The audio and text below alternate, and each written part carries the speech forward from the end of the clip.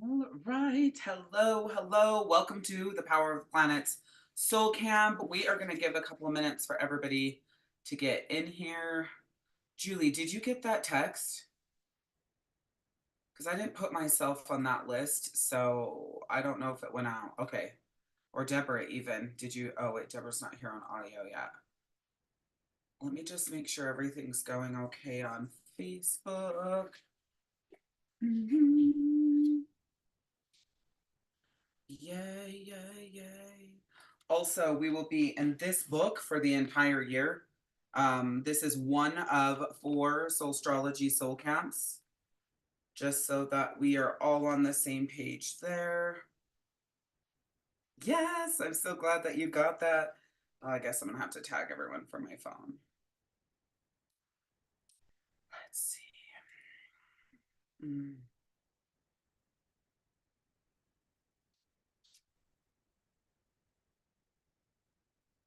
Boom, boom. See what happens. Okay, so I've got the text sent out. Did that post. Anybody who wants to get in here, the email should have gone out as well. There's really a lot to cover here, and I'm thinking about the best way to serve this. So I'm just gonna do my best with some ideas that I have to pull this forward on this one, and then I'll make adjustments from there for our future ones. We do these soul camps once a quarter. This is my first SOULstrology, but not my first dabble in astrology. Really quick, I would like to do a screen share before we even get in and let you guys know a couple of apps that I want you to download. And they should be available on Apple and Android. So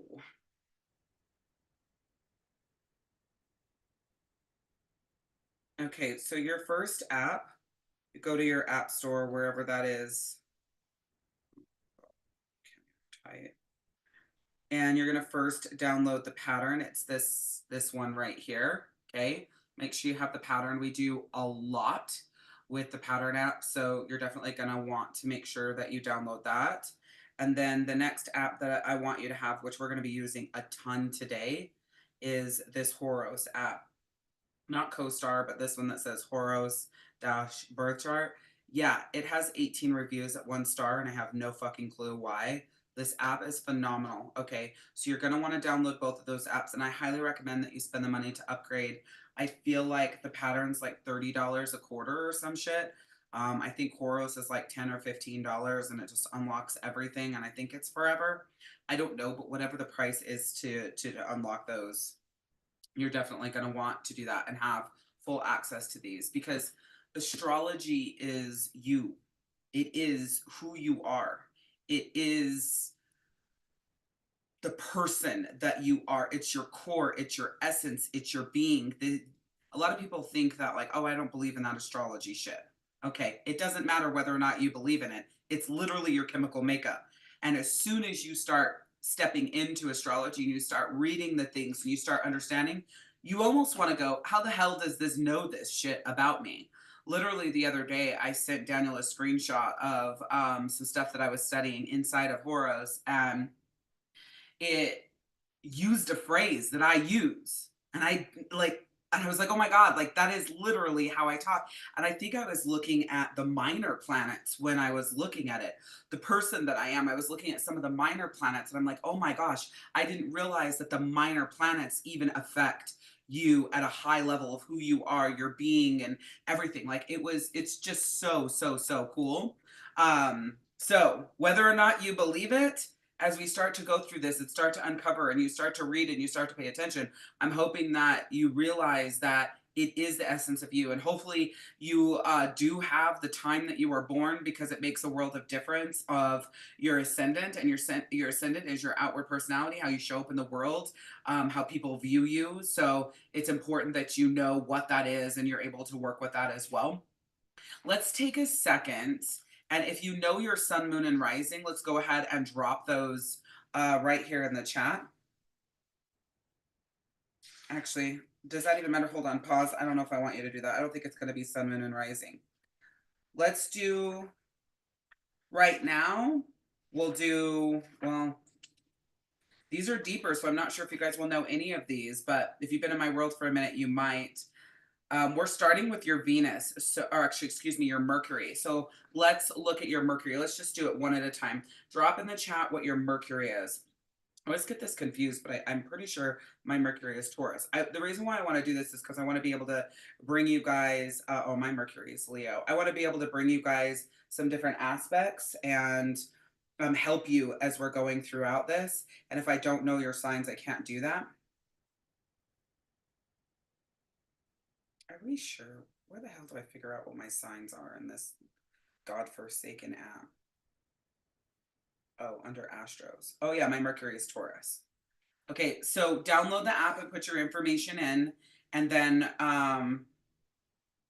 we're starting at inner planets, which will be Mercury, Venus, and Mars. Okay, so let me just put that inner planets equal Mercury, Venus, and Mars. These are also known as personal planets. So anytime you're listening to an astrologer and they talk about your personal planets, Mercury, Venus, Mars, and then obviously the sun and the moon are also personal planets. They're very personal to you, and your ascendant is also personal to you. But in planetary, being very specific in planetary, it's Mercury, Venus, and Mars. Those are your personal planets. And understand that everything that's going on in the cosmos day in and day out impacts your personal planets the most. Sun, moon, rising, ascendant, Mercury, Venus, and Mars. Okay. Excuse me. Sun, moon slash ascendant, rising slash ascendant. Those are, excuse me, the same thing. And then Mercury, Venus, and Mars. There's no way that your sun, your moon, and your rising would not be personal planets. So those are a given. They call them luminaries in the Horos app. They're just like the things that illuminate. And then the Horos app doesn't do a lot with your ascendant. Welcome in, Michelle.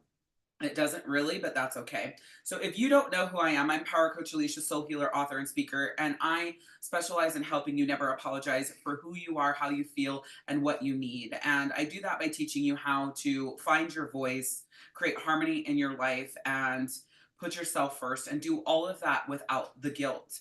Over time together, you learn how to step into your power and unleash your inner badass. And the reason why I've decided to bring astrology really more to the forefront, more to the table, along with card readings to the forefront and table of the soul healing work that I do, is because I've never healed faster, grown faster, learned more about myself, and become a better version of myself than utilizing astrology in addition to my soul healing. Okay. You don't want to just do astrology, right? Just like you don't want to just go and get a card reading from a card reader.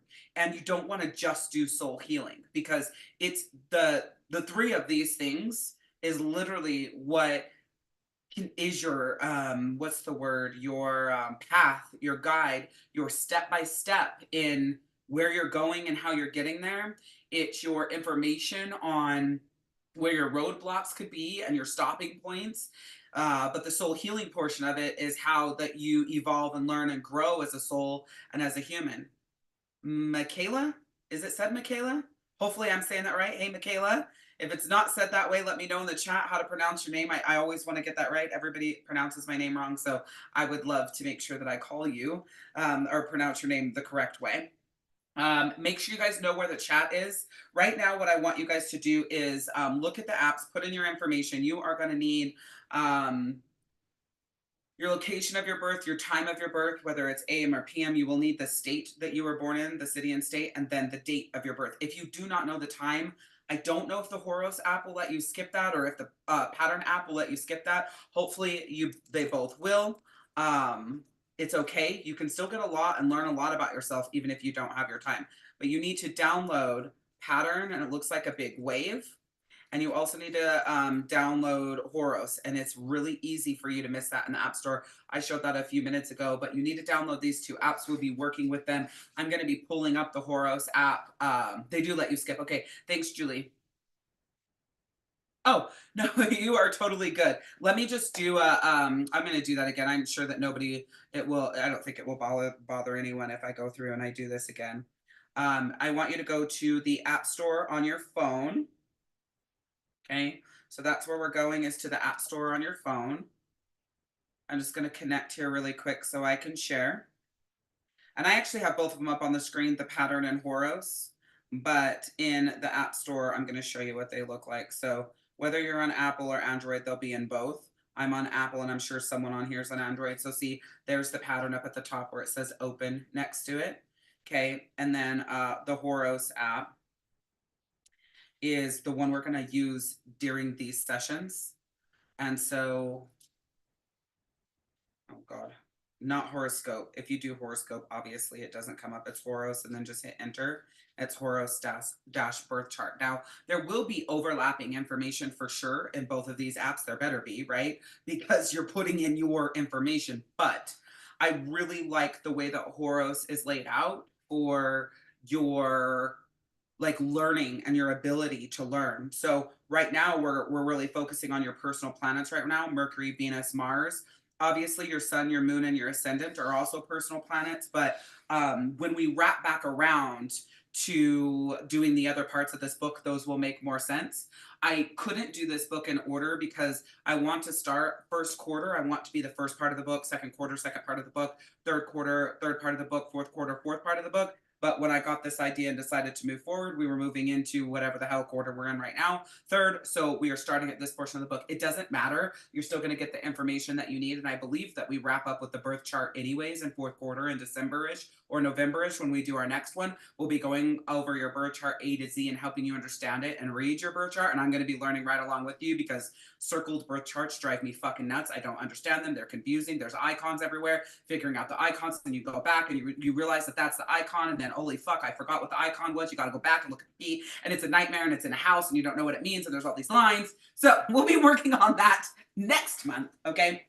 If you can come on camera, I would love it if you do. My sessions are all about connectivity, being together. I want this to feel like always that we're in a room together, that we are hanging out together, that we are spending this time together.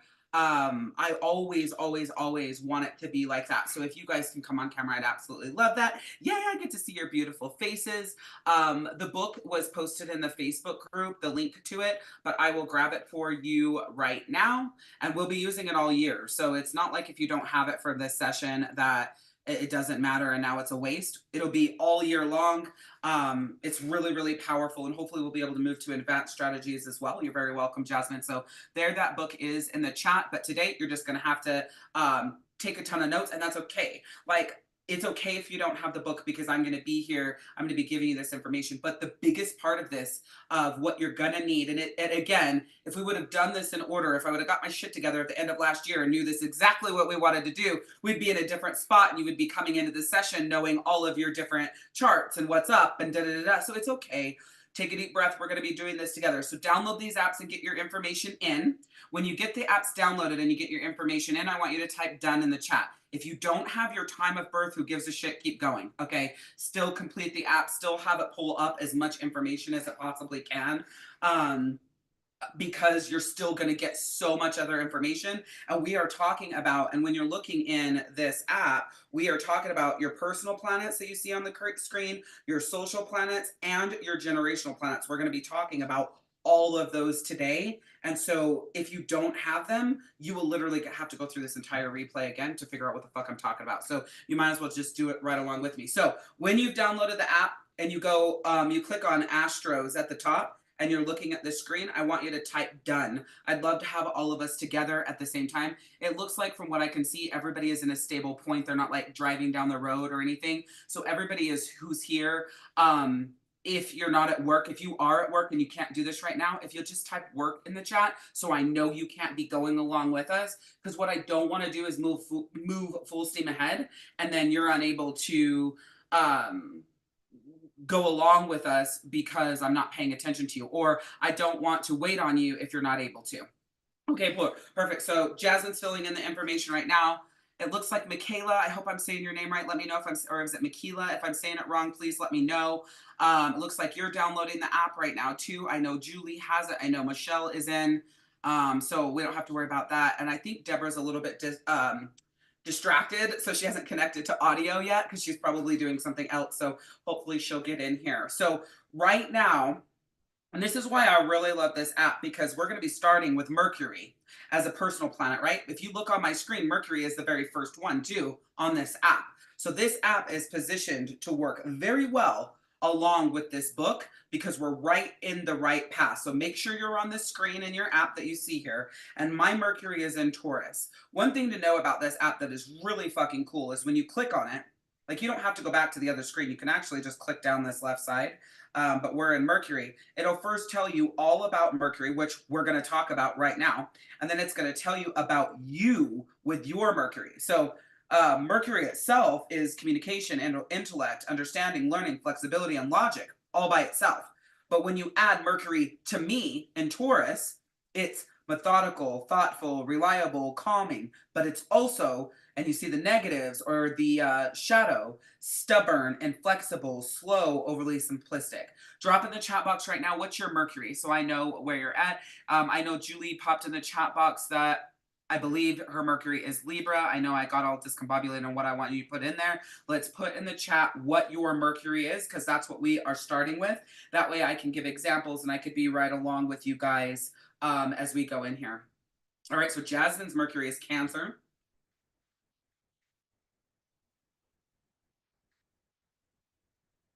I need to take notes. That way I don't have to scroll back up.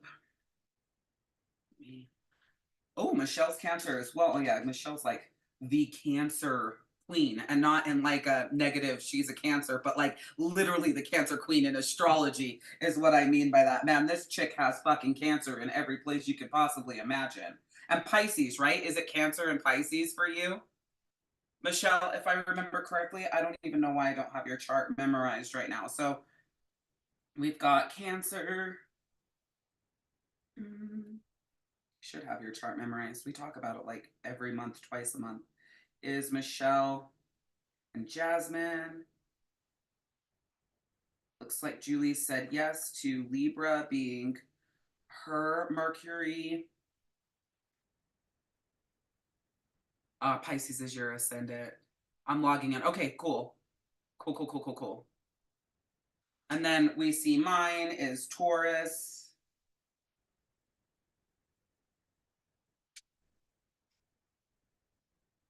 All right, cool. I'm so glad I got your ascendant, and at least I got the right sign in your chart that's in there. God, could you imagine if I don't even have that enough? Okay, so in this book, what I really don't want to do in the book is like read every single piece of it, but I want to share what the inner planets are first. And again, this is in your book. It's not something that's coming out of my mind. I'm not pretending to have all of this shit mastered. I'm a pretty good pro at your sun, moon, rising, and Venus. Mercury, I'm pretty good with as well, and like pinpointing you and talking to you and letting you know the energies and da da da da da. But I didn't know that there were inner. I did know there were personal planets, but I didn't know which ones they were. But I didn't know that there were outer and social planets. I didn't know the planets were broken down into areas until I got this book. But what I didn't want to do is go through this book and have it all like read and da da da. I wanted to do this along with you. It's part of this process. So we're rocking and rolling it together. So exploring your birth chart is like getting to know a person. You start on the surface, which will be in quarter one when we'll start at the surface and come back around, and then you gradually dig deeper into more of your true identity. Except in this case, you're actually getting to know yourself. And now that you've learned all about the big three, which is your sun, moon, and ascendant, which you haven't learned, it's okay though. These are still impacting you as well. Okay. Kayla's with me as a Taurus. Boom. You're ready to meet and learn about the rest of the celestial bodies. Now listen, your sun, moon, and rising, ascendant, they do impact you day in and day out. Don't get me wrong. My moon is fucking me up right now from our full moon ceremony that we just had. My moon is kicking my ass. But listen, these inner planets, the the Mercury, Venus, Mars. Mercury is how you communicate. Venus is how you love. And I don't remember what the fuck Mars does. So let me click on it really quick. Mars is your energy, action, desire, courage, passion, aggression, and conflict. So pretty much how you are. Okay? So when you're thinking, oh my God, I don't know the basis, I don't know my sun, moon, and rising, it doesn't matter. These planets are still ruling you like crazy. So it doesn't matter where we start. So don't worry about that, feeling like you missed out on something. We'll wrap back around to those at the beginning of the year. Okay. So you now know that your birth chart shows each planet falling in a particular house and sign, which you don't know. We'll learn that later. The planets that are closest to the sun are Mercury, Venus, and Mars, are known as your inner planets or your personal planets. They've earned this catchy nickname because of their proximity to the sun. Oh, see, I didn't know that 10 minutes ago when I said I don't know why they didn't include sun, moon, and rising. And the speed at which they travel around the ecliptic. Both of these factors give them a ton of influence on your personality. Since the inner planets move more quickly through the zodiac signs, they influence the elements of your daily life. Okay? Compatibility between two people, romantic or otherwise, is determined mainly by looking at inner planets. Because they impact your day-to-day needs, behaviors, and patterns, they give clues about who you'll align with and who you'll clash with on the daily version of you. Mercury, Venus, and Mars each have their own specific energy and play a vital role in helping you shape who you are and how you interact with the world around you. I knew that based on just fucking living the energy of the planets, but I didn't realize how, like, and especially like Mars, I didn't know that was a personal planet. Venus has to be a personal planet. That's love, attraction, intimacy, relationships. It has to be. So Mercury, it's how you communicate. That has to be a personal planet. There's no way that they can't be. But I didn't know that when you're looking at relationships and you're looking at compatibility, it's your inner planets that you want to be looking at. I didn't realize that either. I was thinking more on sun, moon, and rising because your sun is your baseline characteristics. Your moon is how you are emotionally, and your rising / ascendant is how you show up in the world. So to me, those three things and those three areas would be where you'd be looking at for compatibility. But this makes so much sense with the inner planets: communication, love, and passion. That makes a lot of sense. If those are disconnected, those relationships really aren't going to work at the level that you want them to. So Mercury is the first of the inner planets closest to the sun. Because of the solar proximity, the size of its ecliptic is the smallest, making it the fastest moving planet. Mercury is known as Quicksilver, Hermes, and the fleet-footed messenger of the gods. So it makes perfect sense that it moves quickly, changing signs roughly every 13 to 14 days. We'll learn about this later, but planet Pluto is one of the slowest moving planets. It stays in signs for like fucking 19 to 30 years or some shit. And then Pluto is also the planet of death and rebirth. So just imagine what happens in your life. I mean, how many cycles of Pluto do you have? Let's say stays there between 18 and 30 years. The difference between that is 12 and 6. So 24 years on average as Pluto's moving. How many cycles of Pluto do you have? 3 in your lifetime? 3? That's nuts. And if it sits in an area of your like houses of death and rebirth, like in relationship, like if it sits in, the 7th house for 19, 24, 30 fucking years, it's just wreaking havoc and breaking things down and building things up and breaking things down and building things up. You think it's your partner. You think that they're the psychotic ones. You think that they're the ones that it doesn't work with, but it's just a planet chilling there fucking with you the whole time. Like, it's nuts when you start thinking about these things, when you're in these relationships and you're in these energies and you're thinking, man, this person doesn't work for me. They have a problem. They are an issue. But then when you start diving into astrology, it's like, they're not built for me. They weren't made for me. We don't flow together. We don't jive together. Our energy is disconnected. It's our energies. It's our literal fucking makeups that makes this not work. Not the fact that they don't want to communicate better or da-da-da. It gives you a completely different understanding. And sometimes that understanding sucks because it's like, well, fuck, this is who you are, which we all have the ability to grow and change and evolve. Don't get me wrong. We all have that. But when you look at our foundations and when you look at the planets and when you look at how they impact us, you look at these different things, it's kind of like there's a lot that can't be adjusted.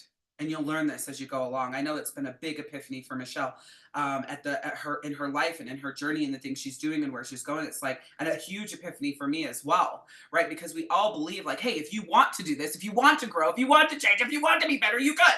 It's like, well, then you start digging into astrology and it's kind of like, I mean, they can, but to an extent, not to where your brain thought, but to an extent of their ability of what they're actually capable of as a human being. Okay. So, Mercury, communication, intellect, information. Because it's so close to the sun, you're going to notice that Mercury may be the same as your sun sign or fall 1 to 2 signs away. Oh yeah, that makes sense because my sun sign is Taurus, and then 1 to 2 steps away, my Mercury is Taurus as well. I did not know that. I didn't know that that is kind of the rule of thumb, that if you're whatever your sun sign is, there's a good chance that your Mercury is going to be that as well. So Michaela, are you a Taurus sun sign then as well? That'd be interesting to know. Jasmine, are you a Cancer sun? Michelle, are you a Cancer sun? I just want to know, like, out of all of us, like, how close we are to that. Because it's like, it's going to be within 1 to 2 signs away from where your sun sign is. My sun sign's actually in Leo. Okay, your sun sign's Leo. Okay, cool. And then Cancer, you said, is your Mercury. Mercury. Okay, cool, cool, cool.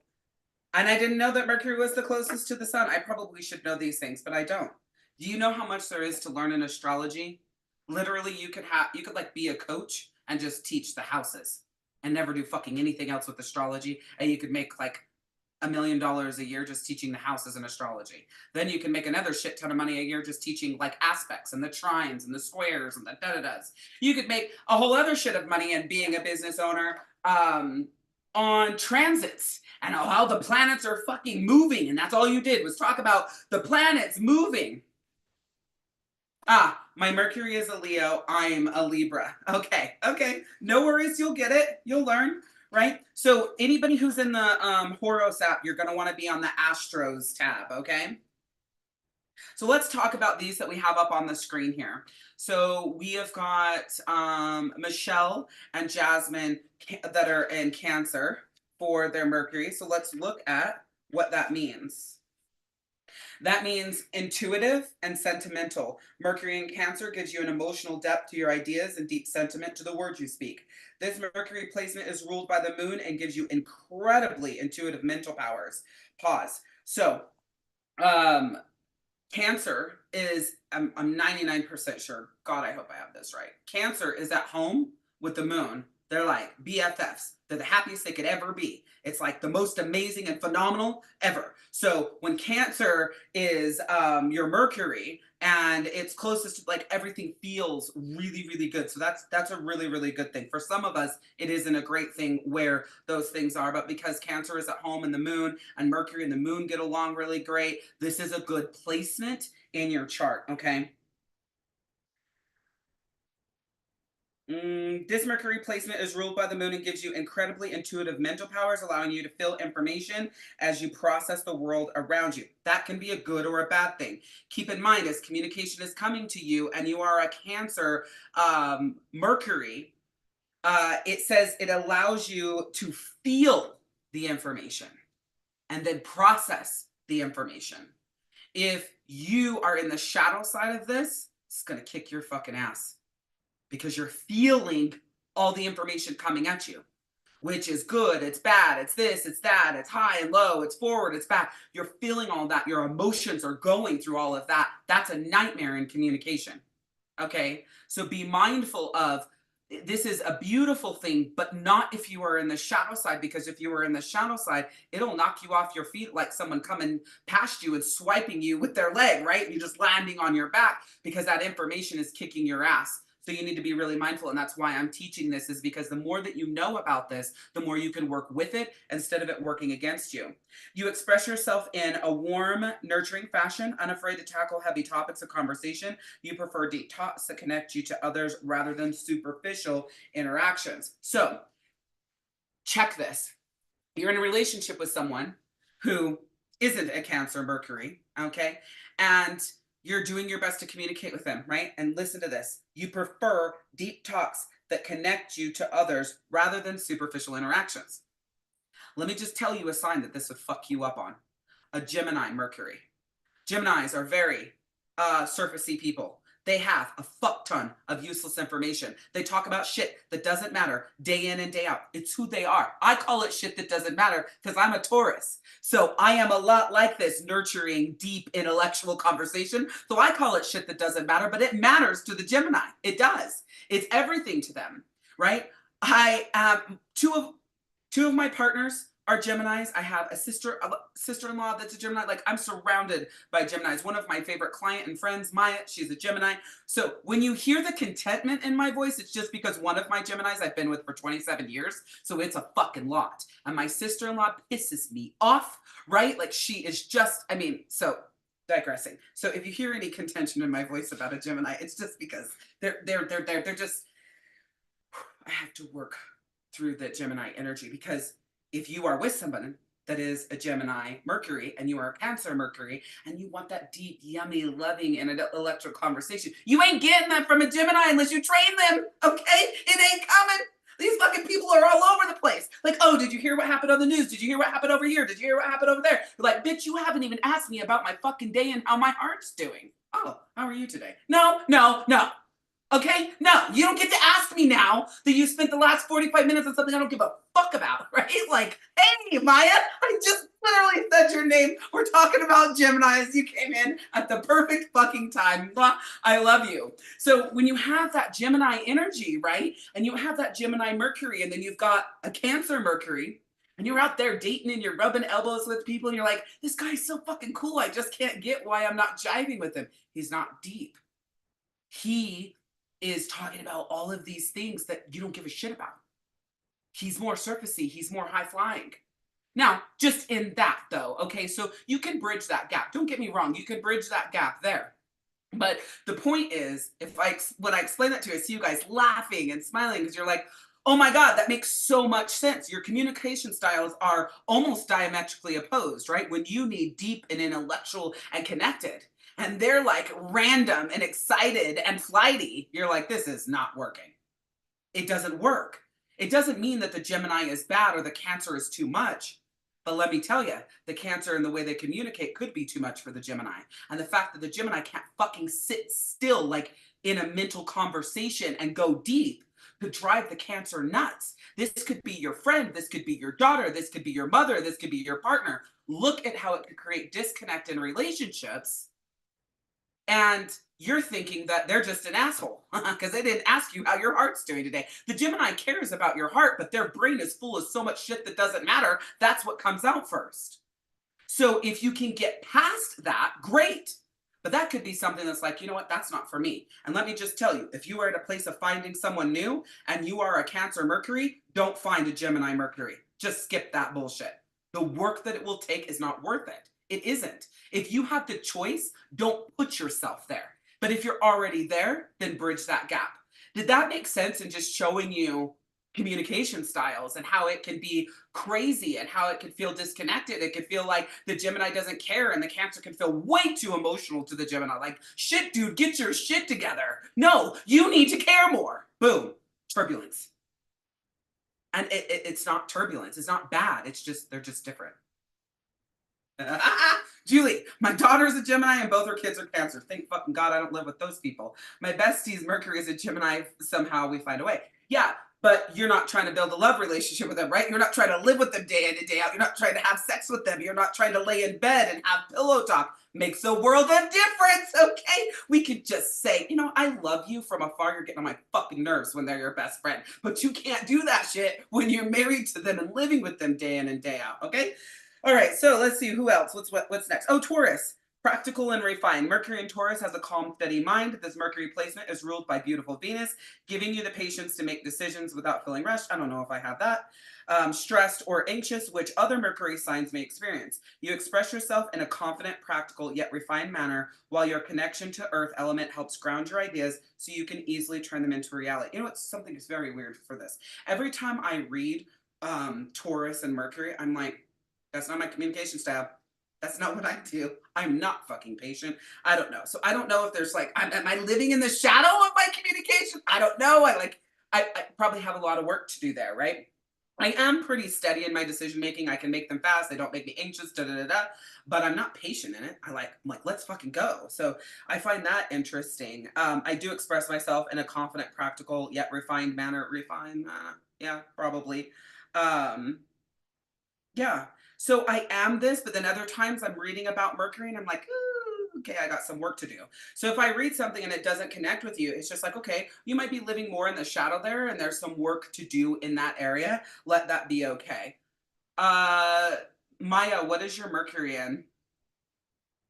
Let's see, what else do we need to do? Okay, Libra is another one that we need to do. Libra is charming and diplomatic in the way you communicate. Remember, we are only talking about communication in this moment. Don't get distracted with anything else. You are charming and diplomatic in your communication when you are a Libra and Mercury. Mercury is well mannered. Charming Libra loves to schmooze and connect with others. This placement is ruled by beautiful Venus as well, who showers with eloquence and appealing mannerisms that make you quite popular in your social circles. You're able to get along with almost anyone, and you're an expert at diffusing difficult situations because you help others see both sides of the conversation. You also may possess innate talents for writing, speech, singing, and poetry. Okay, so let's say you have a Libra who is really good at schmoozing, right? And a Scorpio that's like, fuck you, I'm doing my own thing. Now they are right next to each other, and I think they are on the chart as well. But the Scorpio, so that's probably a bad example. Let me think. Because they're right next to each other, they're going to have so many similarities, which is probably why Geminis get on my nerves, because it goes Taurus and Gemini. We are a lot alike in a lot of ways, but in a lot of ways we're not. I don't know if I have an example of Libra sign of the scales and then someone who's aloof, probably Libra and Aquarius, right? So you've got a Libra who's like schmoozing and is good and can like communicate, whatever. And you've got an Aquarius that's like, whatever. Ah, and Libra's like wanting it to matter, wanting it to impact, wanting it to influence. Where an Aquarius kind of just goes to the beat of their own drum and does their own little thing. So in communication styles, look at how that works. That Libra is going to be giving that effort in a way that really feels good and yummy, where it doesn't impact the Aquarius hardly at all. And that's going to make that Libra feel a little more disconnected, like that Aquarius doesn't care or doesn't honor that, doesn't matter, doesn't pay attention, da da da. Right? And I could do this for all the signs, but oh my God, you are a Gemini sun and you communicate like a Gemini. God bless America. How did I not know that? Oh my God. We got to read Gemini. Okay, here we go. Let's see. Gemini, chatty and curious. I mean, that's pretty much how I summed it up. That's fine. Mercury in Gemini finds itself in its home sign. Oh, that's even worse. Okay, so Gemini is at home in Mercury. So it's really, really good, but it's worse for those of us that would be a sign that's deeper and more intellectual. It makes it worse for us because we're like, oh my God, you're home in Mercury? Which also means a chatterbox who never shuts up about things that you don't give a fuck about. Okay, if you're one of those other signs, right? If you're not one of those other signs, then you're gonna love the randomness of the Gemini and all the random shit that they talk about. You're gonna love that, right? But if you're deep and you're intellectual and you want the conversation to matter, that's hard if that's where they're at. This placement gives you a sharp intellect, quick wit, and the ability to assimilate information at lightning speed. And when I say assimilate information at lightning speed, I mean at lightning speed. They can find this useless shit from anywhere in the snap of a finger and they drop it into a conversation like, where did you find that in the file in your head? Oh, something I saw the other day. It's like, yeah, you can retain that, but you can't remember where the fuck your shoes are. Okay, I'm going to keep going. You may experience anxious thoughts since your mind is constantly churning, so it may be helpful for you to write, journal, or talk through your ideas with others. You express yourself enthusiastically and experience the world with unending curiosity. You want to know everything about everyone. Okay, so I am with two different types of Geminis. Okay, Daniel is a Gemini who, yes, has a lot of useless information, and he shares that useless information, and his stories are long for no fucking reason. Did I mention I'm not patient? I think we talked about that, right? So his stories are long for no apparent reason. But my second Gemini, loves to add embellishments and extras to the stories. And I know he's elaborating. I know what the foundation is of the story, but he loves to just bring those extra things in. So his stories are the longest I've ever seen in fucking history. I don't know what the universe is doing to me right now, but whatever. The longest that I've ever seen in history, but he enjoys himself the entire journey. He is having a blast in that entire journey. So one of the things that I've had to learn to do as somebody who loves deep intellectual conversation and does not give a fuck about any of these topics that we're talking about is see the world through their eyes. I have a podcast episode on soulfirepodcast.com is about viewing the world through others' eyes, because I swear to you guys, if I didn't do that, I don't know. I don't know. I don't think I could make it. Okay? I have to stop and go, it doesn't matter that it's not important to me. It doesn't matter that this is 45 minutes of my life that I will never get back. It's like viewing through their eyes, how excited they are, the story that they're telling, how they're connected to it, and realizing that that 45 minutes that of that story, of that time, if they were dead, I'd pray that they came back and told me a story. Okay. So that's one way that I position this, to be right in the right area to harmonize. Otherwise, I would lose my mind and I would have no hair. Okay. Um, but they're fun too. So one thing I really love about a Gemini is how much fun they bring to the space, to the energy, to the life. Like I love the just the funness, and you don't get as much of that funness with Geminis, and they are also very unpredictable. Randomly, their funness will be out of control. We'll be having a Halloween party and Dan will be having a good time hanging out. And before I know it, he's like standing up on the counters twerking. Like this, it's not really Daniel, but he just does random shit like that. And it makes everybody laugh and it brings everybody together. And it's like, what are you doing? Like nobody even knows that Daniel can dance. He actually can dance, but he just does random funny things like that. So that's another thing that I love about Geminis is the randomness that they bring. But you want to know what really sucks is if their Gemini is in Mercury, so then they're random in conversation. So when you're trying to go deep, they're trying to be funny. When you're trying to be serious, they're being fucking witty. When you're trying to heal, they're like, we're good.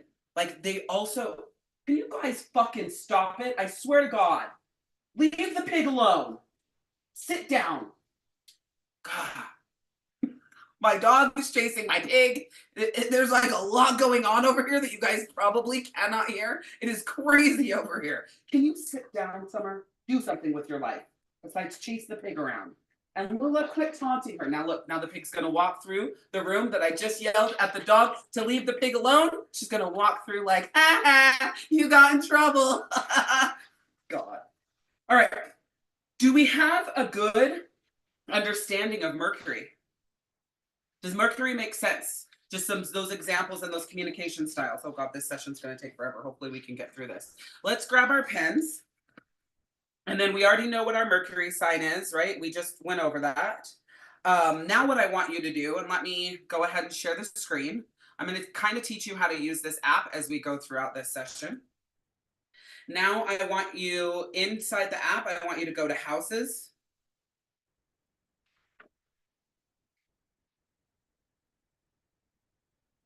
And there's going to be two parts that we're going to do here. So you're going to go to your houses up across the top. And then what you're going to look at is, where does your Mercury fall? So you're like, okay, what house is my Mercury in? And you would have to, I don't think you would have to know the icon.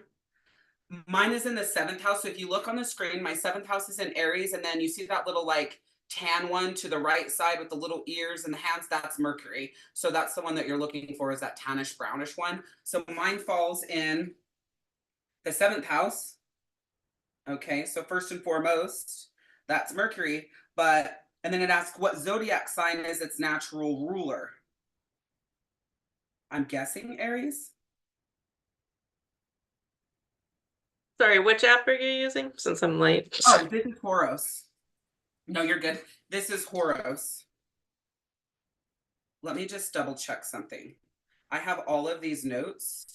So, oh, you guys got to see my fucking Mercury retrograde list of pissed offery. 7th house. I want to make sure that I'm doing this right. Who rules the 7th house? What zodiac sign? I don't know.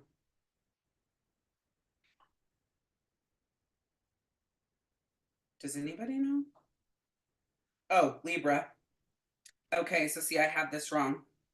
And I don't know how we would tell on the app what is the natural ruling. I don't know how you guys would have gotten that answer if I hadn't looked it up. Let me just tell you something really quick about the houses so that we're on the same page. The houses go in order. So first house is Aries, which I should have realized that right off the bat. Second house is Taurus. Third house is Gemini, so on and so forth around the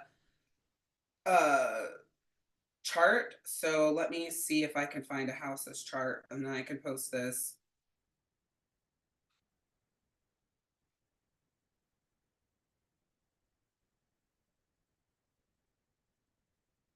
Yeah, so first house Aries, all the way around to the seventh house, which has Libra. Okay, we're probably going to be coming back to this a lot. I will put this in the replay notes so that it's down below. I will also post this in the Facebook group. I have multiple ones, as you see. I just downloaded a whole bunch of different ones till I felt like I had enough that made me feel like I could learn the houses enough. But seventh house is ruled by Libra. Okay. So what it's asking here is, which zodiac sign is the natural ruler of that house? What I want you to understand are two things, okay? The seventh house is relationships, partnerships, marriage, and relationships. Always the seventh house is that, okay? Now, Libra is its main influencer. It says which zodiac sign is the natural ruler of that house? It's Libra. But if you saw on my screen, my seventh house is actually Aries. So what happens is I have the energy of Aries mainly impacting my seventh house of partnership, marriage, and relationships. But also the energy that Libra brings to the seventh house impacts me as well. Both of those energies do. So in my chart, my Aries is in the seventh house, but the Libra still impacts that because Libra is the ruler of the seventh house. Okay. And then it gets deeper than that because then you have the planets that impact the seventh house as well, which pretty sure that Venus that I saw was the ruler and Libra is the ruler of the seventh house. It's both. Okay. So when you start looking at this, which we'll talk about Venus in just a second, there's lots of energies that infect that one way, but it kind of looks like, okay, what impacts me the most? Aries in my seventh house because that is my actual chart there. What impacts me secondary? Libra, because Libra rules the seventh house. And then what impacts it overall? It's the planets, the planet that it is, which is Venus. Okay, so it goes closest is going to be whatever falls there. So for right now, if you look and if you're under houses and you look at your seventh house, mine says Aries. I don't know what your guys says. It should say something different, or it could be alike, right? Oh, Julie, my seventh house is Taurus. Oh, you're good, Michelle.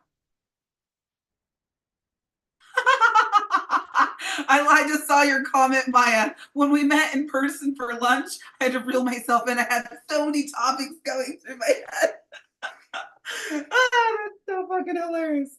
Okay, so now what we're going to do is we're going to compare the keywords of your Mercury sign and the natal house ruler. What insights does it provide you? So I know that my Mercury sign is Taurus.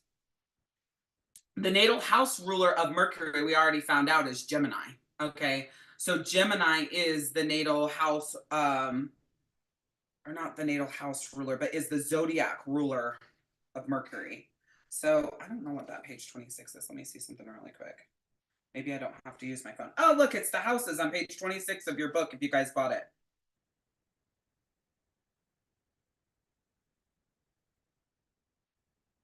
I don't understand that question. Does anybody understand this? Compare the keywords of your Mercury sign and the natural house ruler. Oh, that would be Libra. Your Mercury sign is Taurus, or my Mercury sign is Taurus. Okay, and that is practical and refined. And then you've got that natural house ruler is Libra, and the energies of Libra that go along with that house. Got it. That makes more sense. My seventh house is Virgo. My spouse is a Virgo. So your 7th house of love and marriage, I bet you guys do well because your house is there. So you understand him well. And he is a Virgo in his sun sign and his baseline characteristics. So those things come together. That I bet you guys get along well. You're able to conflict resolute well. You're able to understand each other well because you're speaking, quote unquote, speaking the same language. In the 7th house, you're not speaking it, but in partners, marriage, and relationships, the energy is alike in your beings. So it doesn't end up being a space of contention. Daniel and I have fucking 5 fucking planets in our 7th house, and we wonder why we struggle.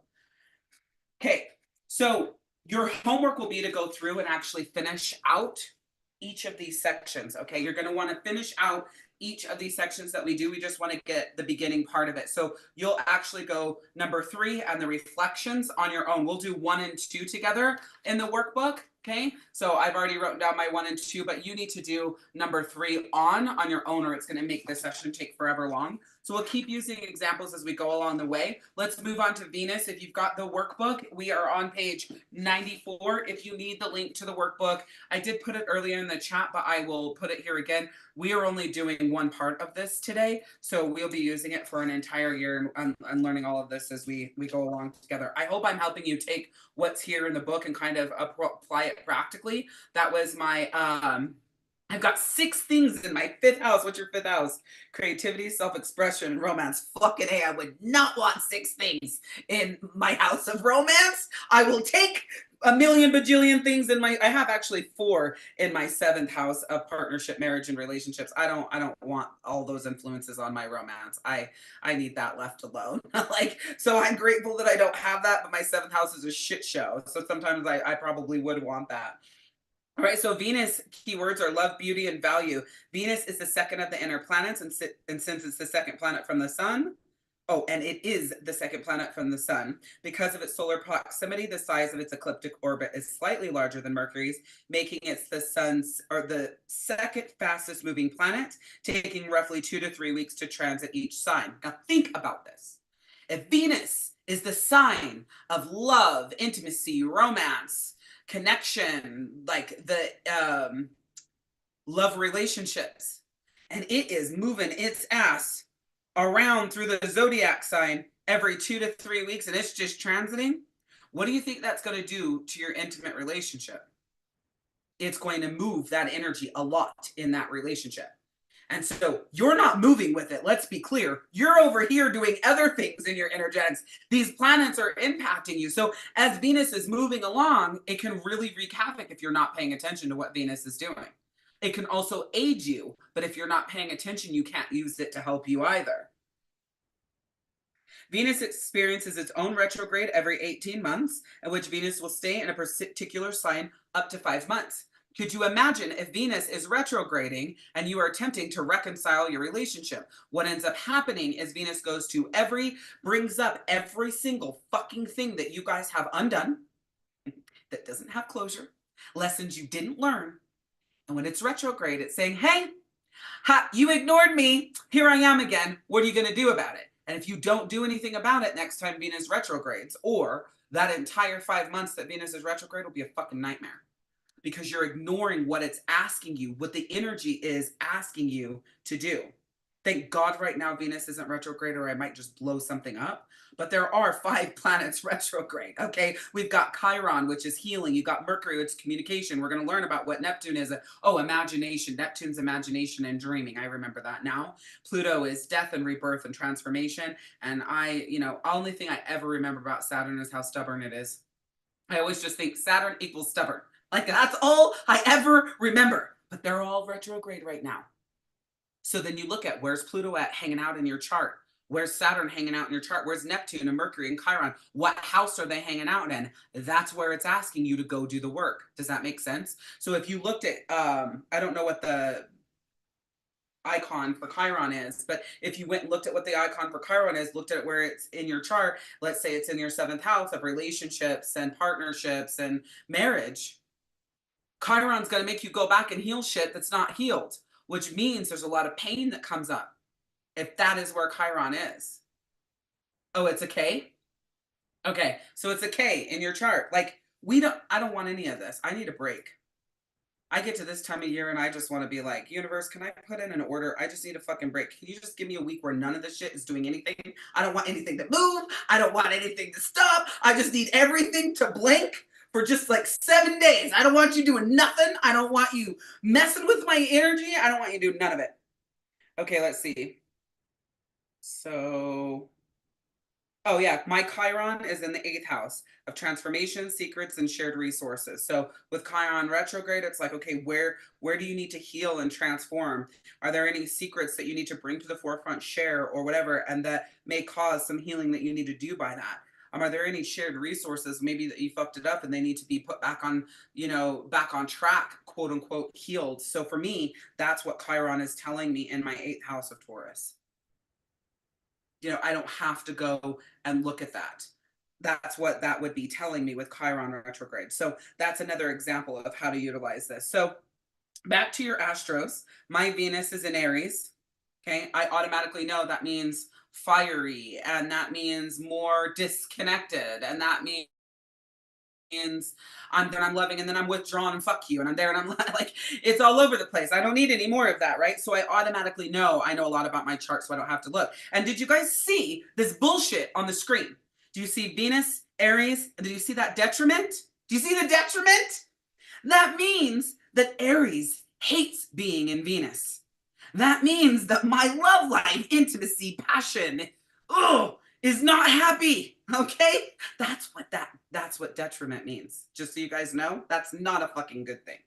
Okay. Venus is the archetypal planet of love, beauty, art, money, which rules over your relationships and how we relate to one another, as well as what we love and value. Your Venus sign and the house it resides in will tell you all about what attracts you to others, as well as what other people find naturally attractive about you. This is helpful for understanding your core needs when it comes to loving relationships. Your Venus sign will also offer insight into how you earn money, your artistic gifts, and where your abundance shines in your chart, just waiting for you to discover it. So, if we go look, and I'm like, okay, it wants us to look at, okay, first of all, tell me what your guys' Venus is. I definitely want to know that. What is your Venus? Which would be the 7th house for me. It should be. But I don't know what Venus's sign is. What does Venus look like? Oh, like that. So my Venus is in the 7th house because that's where Aries is hanging out. Of course it is. Of course Venus is in the 7th house. Why wouldn't it be? Okay, so tell me, what is your Venus and what house it's in? That's what I want to know. What's your Venus and what house is it in? You can look on my screen and see. My Venus is Aries. Well, on the last screen, my Venus is Aries. And then when I go over to houses, Aries is showing in my 7th house. Now, Aries could be in multiple places. For me, it's not. But for me, it's showing in the 7th house. All right, let's look at our Venuses. Oh yeah, Julie, I love that. I remember we talk about that all the time. Okay, so Maya loves like a Taurus. Julie loves like an Aries. Jasmine loves like a Cancer. Oh, Julie's a Scorpio. Okay, Scorpio loves like a Scorpio. Michelle loves like a Virgo. Ooh, 5th and 6th house. Okay, so be mindful of that. 5th house is creativity, self-expression, and romance. That's where your Venus is. That's a good place for it to be, with romance. And then 6th house of health, work, and routine. 5th and 6th house. Okay, so let's look at some of these so we can go into what this would mean. So looking at nodes, we're going to go with Maya's Venus in Taurus. Okay, so if Maya is, oh, I don't have to do that out of my brain. So Maya as a Venus in Taurus is slow, sensual, and steady. Okay, let's look at this. If Maya is slow, sensual, and steady as a Taurus Venus in the way that she loves, and let me find another one. And she has a partner with a Sagittarius in Venus, which is enthusiastic and adventurous. That partner is going to make her uncomfortable all the time in love. She's going to constantly feel like, ooh, unsafe. It's constantly, and it's like, well, no, that's new. That's fun. Go back though. Maya is slow, sensual, and steady. And a Sagittarius is going to love enthusiastic and adventurous. And adventurous people are spontaneous. They are not slow and steady. Enthusiastic people are fast. They are not slow and steady. So if they match, the Sagittarius is going to feel like the Taurus isn't into her or into him. The Sagittarius is going to feel like that Taurus is not a good fit, even if the Sag loves Maya, right? Even if it loves her, like, oh my God, you're so cool. I love you, but I just feel like you don't really like me. Maya's like, no, I think you're so cool and I love spending time with you and you're so fun. And we, and then the bedroom, okay? Go into the bedroom. Think about this. If Maya is slow and steady and a sensual lover, and the Sagittarius is like, let's go. She's like, holy fuck, dude, okay? I need some foreplay. I need you to like wind me up here. I need you to do some shit. It's like, and this is what happens. If you've ever experienced this dynamic, the fast person, the adventurous, the enthusiastic, they're going to touch your nipples a couple of times. They're going to think you're there, right? They're ready. They're gone. You're like, whoa, that was just the beginning. I need more.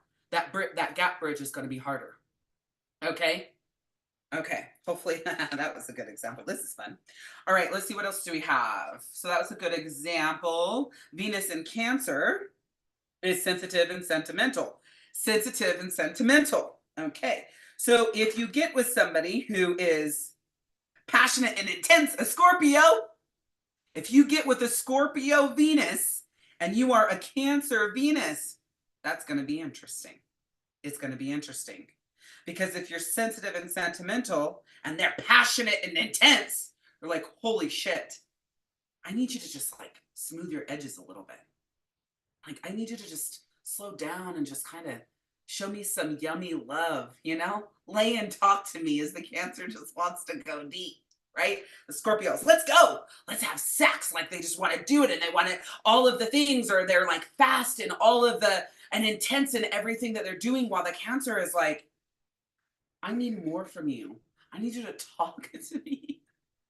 I need you to tell me I'm pretty, Can you just rub my back a little bit? And the Scorpio's like, okay, are you ready? Like, and again, I'm using sex as an example because Venus is that fiery passion, intimacy, but just look at how fucked up this could be. Look at how bad it could feel. Do you get that the Cancer could feel like an object when the Scorpio just wants to love on them? The Scorpio doesn't want to sit and talk and do all that shit, right? They're like, let's go. I want to give you all my love. And this could be a man or a woman, all right? And then the Cancer's over here going like, but I need more from you. Like, what more do you want? I give you a life. I give you a house. I, give you the most amazing sex of your life, because Scorpios are pretty phenomenal in the bedroom, right? They're going to be feeling this way and saying these things. And the Cancer's over going like, yeah, you're good at it, but I'm missing a whole bunch. I'm missing a whole bunch, right? Disconnect.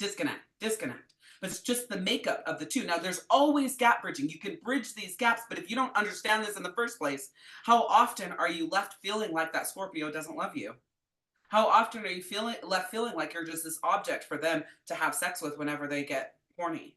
How often do you feel like they don't really care to, show you that love and tell you how beautiful you are and buy you nice things or do nice gestures? They're not going to do those things because they're passionate and intense, where you're sentimental and sensual, okay, and sensitive. God, your feelings are probably getting hurt by that Scorpio left and right. Although we're talking about Venus, there's also a lot of other issues that come along with that. Venus and Virgo. Oh, this ought to be fun. An obliging perfectionist. Oh, God. This could be a lot. Okay. An obliging perfectionist. And we're going to add that to... That's my hubby. Obliging perfectionist. And who would this annoy? I don't know. That might be pretty good for Virgo. They could just go around and do all the things with everyone and everybody's happy.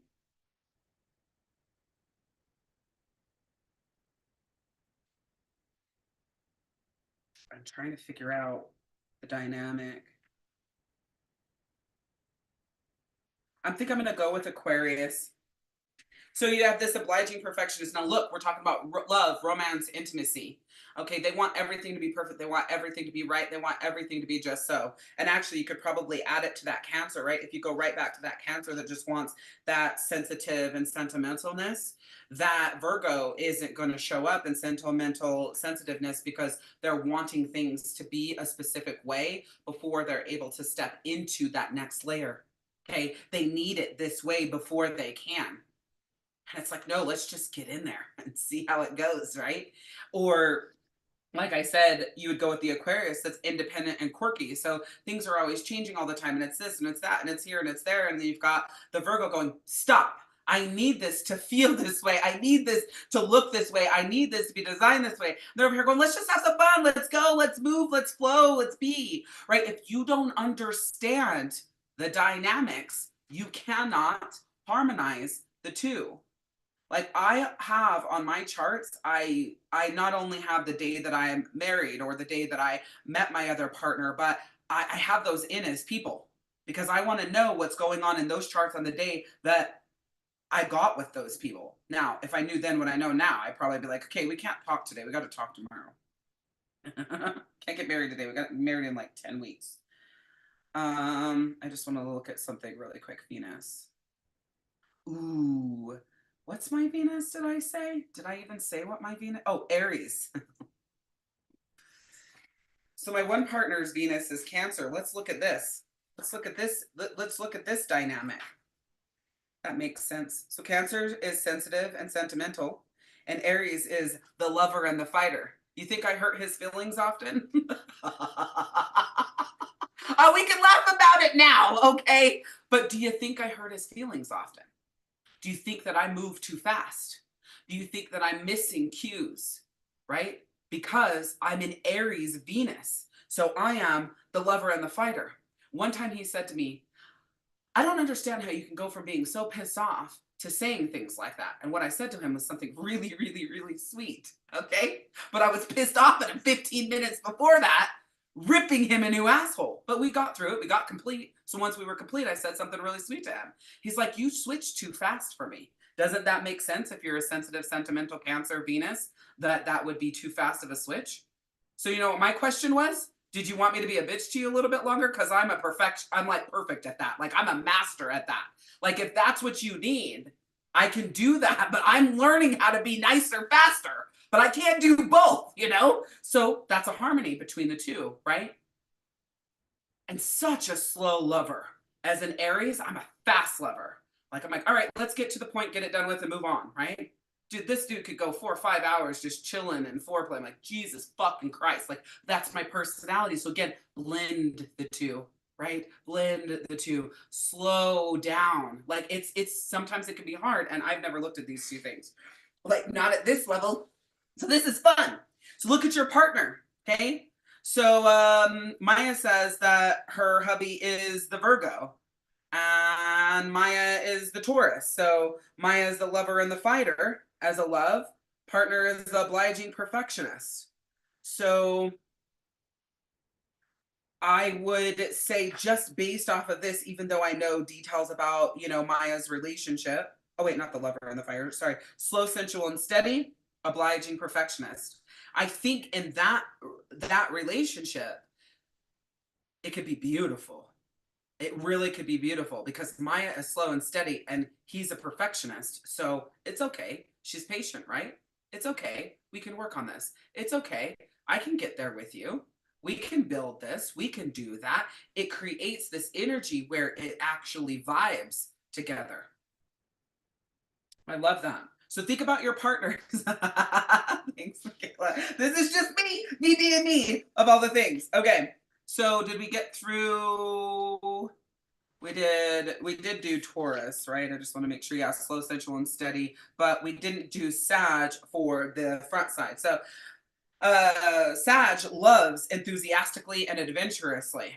I'm not gonna like that if I'm, like I said earlier, I'm an obliging perfectionist. So Michaela could not be with Maya's husband. I mean, they could, but I don't think it would work. I don't. Because, like I was saying earlier, she's enthusiastic and adventurous. And let's try this and let's do that. And then we do. And I don't know. There's a slip and it's the wrong hole. And then the Virgo is upset, right? And Michaela's going, no worries. Fine. We'll experiment with that later. And he's like, I'm not doing this anymore. We're never doing that position again until we figure this out. And she's going, no, it's fine. It's okay. It's good, right? Or she's enthusiastic and it's like so excited and like loves to be with them and da da da da da. And he's over here going, okay, okay, okay. Like he needs time to accept that. He needs time to like get into that energy. Her intimacy, her romance, her passion is going to be way too much for this Virgo who's attempting to get things perfect and right along the way.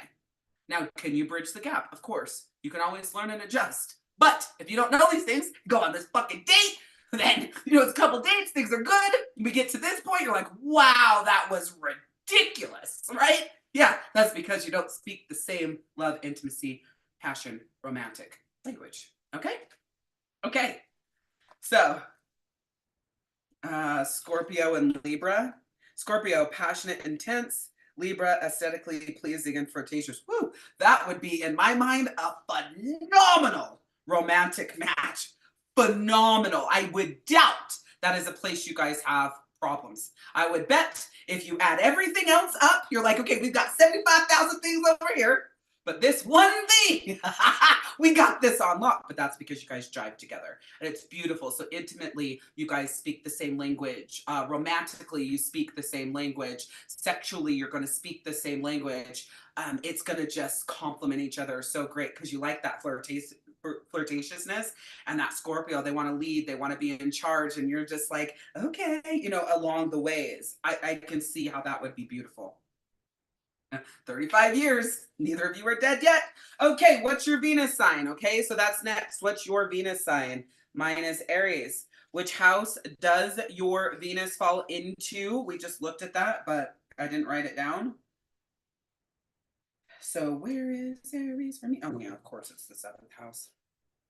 I have a lot going on in the 7th house, obviously, and I also know that the zodiac sign that rules my 7th house is Libra, okay? So that is our notes on that one. Oh my God, I've spent this entire time on inner planets. Oh my God. Okay, we might not get through everything that I wanted to talk about today, but this is good because one of the things that I want to do inside of my world and like working with me is bring more of these things to the forefront. Like, have you learned a fuck ton about yourself and relationships in this last hour and 15 minutes? Have you learned so much about communication and just loving? And like, oh my gosh, if we're not right here, if we're not matching right, I mean, you may not because you don't know what your partner's sign is, but as soon as you find out what your partner's sign is, it's going to make a ton of sense. You can also look at it from a parent-child relationship. You do have intimacy with your children. You do have a type of romance with your children, right? You do have that kind of connect. If this is fucked up in Venus and you guys don't, they're not going to feel loved. Do you get that? If you guys of Venuses are diametrically opposed, your child isn't going to feel loved. You can't speak their language either. This goes in all relationships. Today, I'm being funny and really talking a lot about the romantic side of it and being honest along the way. But I want to let you guys know this is so important on understanding and learning and connecting with the people in your life, okay? So these inner planets are huge. Like I said, I thought I was going to be teaching you inner, outer, and social planets today, but I don't think so. So keywords, we're moving into Mars now. We're on page 100. So your Mars is your action, your drive, and your desire. Okay, Mars is the third and final of the inner planets, as it is close enough to the sun that its ecliptic orbit is larger than Mercury and Venus, making it the third fastest growing planet, taking roughly 2 months to transit each sign. Mars experiences its own retrograde every 2 years. Thank God. Could you imagine if it retrograded very often in action, drive, and desire? Oh, Jesus. You'd constantly be like, I'm not doing anything today. I don't feel like doing anything today. I have no motivation today. Like if it moved as fast as Mercury every 2 to 3 days, woo, we're glad that it takes 2 months. Mars experiences on, oh yeah, during this time, Mars will stay in a particular sign for up to 7 months when it retrogrades. That's when it can be rough, okay? Asking us collectively and personally to reevaluate how we take action and express anger, as well as where we need course correction. Okay, thank God Mars is not retrograde right now. Mars is the archetypal planet of war, aggression, action, and pure animal passion, which rules over our anger, our sex drive, how we argue, how we take action in the world. How do I not know everything about Mars? Okay, how do I not have Mars mastered? You guys know how much I've talked about like my default mode being anger and like pure pissed offery and like war and battle. And my personality is so like, you know what? If you want to fucking go there, I'm going there with you. I don't take I road. It is not who I am. I'm going all the way down to your level. How do I not know hardly anything about Mars? Holy fuck. Okay. How you express it, how you take action towards your goals, and how you stick up for yourself. So while your Venus sign represents what you're attracted to and what you value, your Mars sign will reveal how you are in bed and what you want from your romantic partners to have a fulfilling sex life you desire. Well, okay, let's see. Let's pull out this can of worms. All right. So funny enough, my Mars is in Gemini, so I can't ever figure out what the fuck I want. All right. Mars is in Gemini. And then let's go ahead and write these down right now while we have them. So go, if you're in the book, what's your Mars sign? I'm just going to go ahead and write mine down right now. And then mine is the 9th house.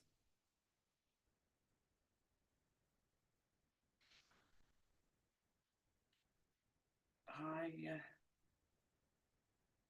don't know who the natural ruler of the 9th house is. Oh, I don't know that sign. Sagittarius. Sagittarius rules the 9th house.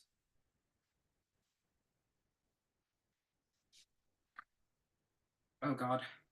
So my Mars is Gemini. This is going to be fun. I'm going to look at Gemini first.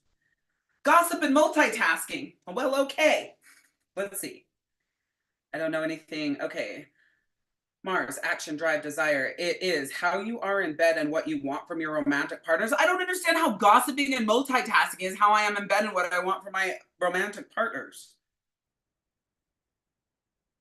So I'm going to read this really quick.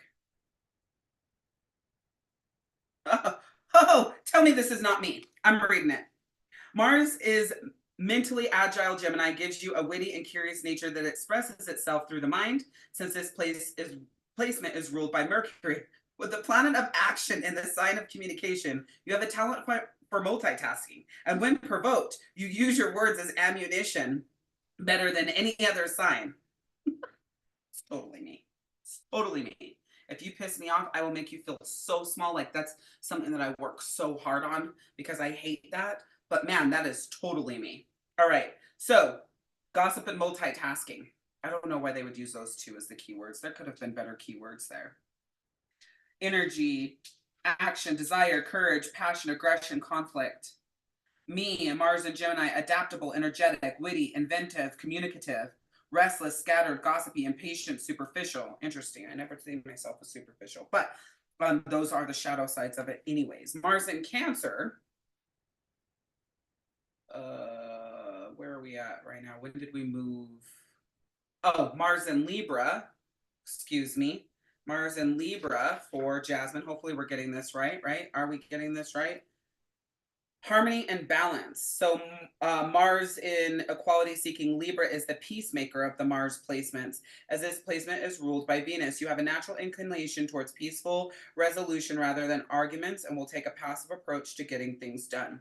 Oh, so can you, like if you add Mars and Libra, harmony and balance, and then I am with Jasmine, like we're in a relationship, and I use my words as ammunition, Jasmine's going to calm me down. Jasmine's going to ground me. Jasmine's going to harmonize me. I'm going to hardly ever attack Jasmine because she has an energy that's harmony and balance. Do you guys understand that? But if she doesn't, and she is, let's see.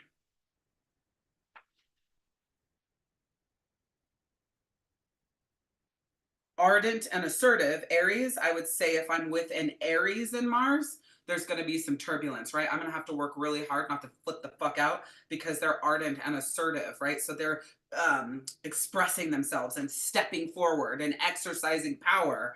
And then I get pissed off and boom, that is highly turbulent, right? But there's also growth opportunity there as well.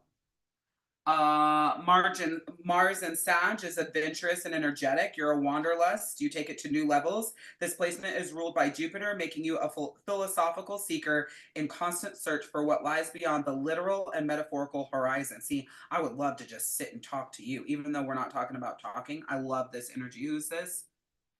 Ah, it's Julie. Of course it is. I love that.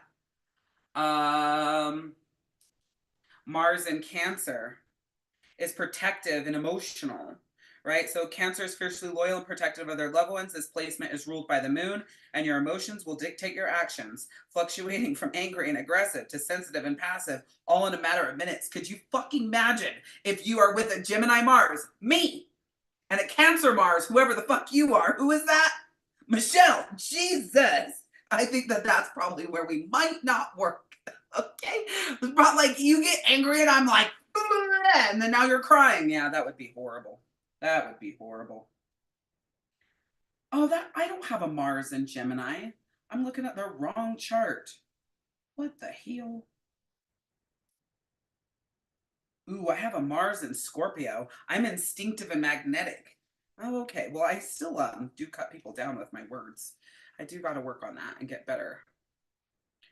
So mine is a driven investigator. Since this placement is ruled by Mars and modernly by Pluto, you feel a deep need for intensity and take emotionally driven action towards anything you truly desire. Oh yeah, that's definitely me. Crying or throwing blows sometimes at the same damn time. I love that. Mars and Taurus, patient and determined. You are a very slow, steady, patient person full of useless information who is sarcastic and never shuts up. Is that you, Maya? Fucking 100%. 100%. Oh my God. Patient and determined. Mars and Taurus helps the planet of impulse and action slow down and put energy in what it truly values. This placement is ruled by Venus, bestowing a softness to usually the aggressive nature of Mars. I love that. So you're just good there. You're like telling the planet, chill. It's okay. God, you're a high strung planet. You know, that's like your energy. I need you to calm down. It's not that big of a deal. That's so funny. If Mars was a human, you know, like that's how Maya would be towards Mars. Huh. Man. So think about this. If you're patient and determined, and then you are adventurous and energetic, you're adventurous, you're out there, you're energetic, you're going, there could be a disconnect there. So if someone's Mars is in Sag, and then you have Taurus in Mars or Mars in Taurus, it could create some disconnect. I don't know. Scorpio, instinctive and magnetic, Gemini, and gossip and multitasking. I think that could work. I don't know. We'll see. It depends on what day of the week it is, I guess. All right. So make sure you guys write down that. Oh, I wrote down the wrong thing. I got to redo my whole thing. Scorpio. And there's so much more to this that I could tell you guys. Like, and actually, maybe I'll just talk about it for a second after I write this down. But like, if my Mars is a Scorpio, my sun sign, my baseline characteristics is a Taurus. Actually, Scorpio is my opposite sign. Do you think there could be some internal conflict within myself getting on my own fucking nerves as it pertains to my Mars, because Scorpio is my opposite sign? That can create inner conflict when that is my complete polar opposite. We do have similar characteristics, but your polar opposite can really get on your nerves because you have a lot of things that are alike as well, and there could be a lot of disconnection there. So when you talk about my action, my drive, and my desire being in a sign that is my opposite, and yes, opposites can attract, but that's when you have that high power and that high turbulence as well. But that is all within me. So my action and drive and desire can be all over the place because it's in Scorpio, which is a sign that I'm familiar with because our signs are opposite / alike, but disconnected from because we're opposites. I have Scorpio in my second house, which Taurus rules. Woot. That's more familiarity, thank God. Money, possessions, and self-worth. Taurus loves money and possessions. Okay.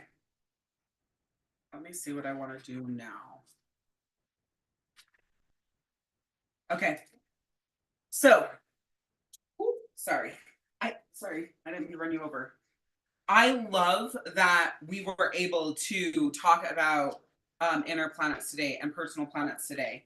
Some challenges that I have for you, or what I want to challenge you with to say, we aren't going to get through outer planets and social planets. It would take us another 3 hours to get through those at the level that I'm explaining them to you. I didn't realize that even with this book, there would be such deep detail and information.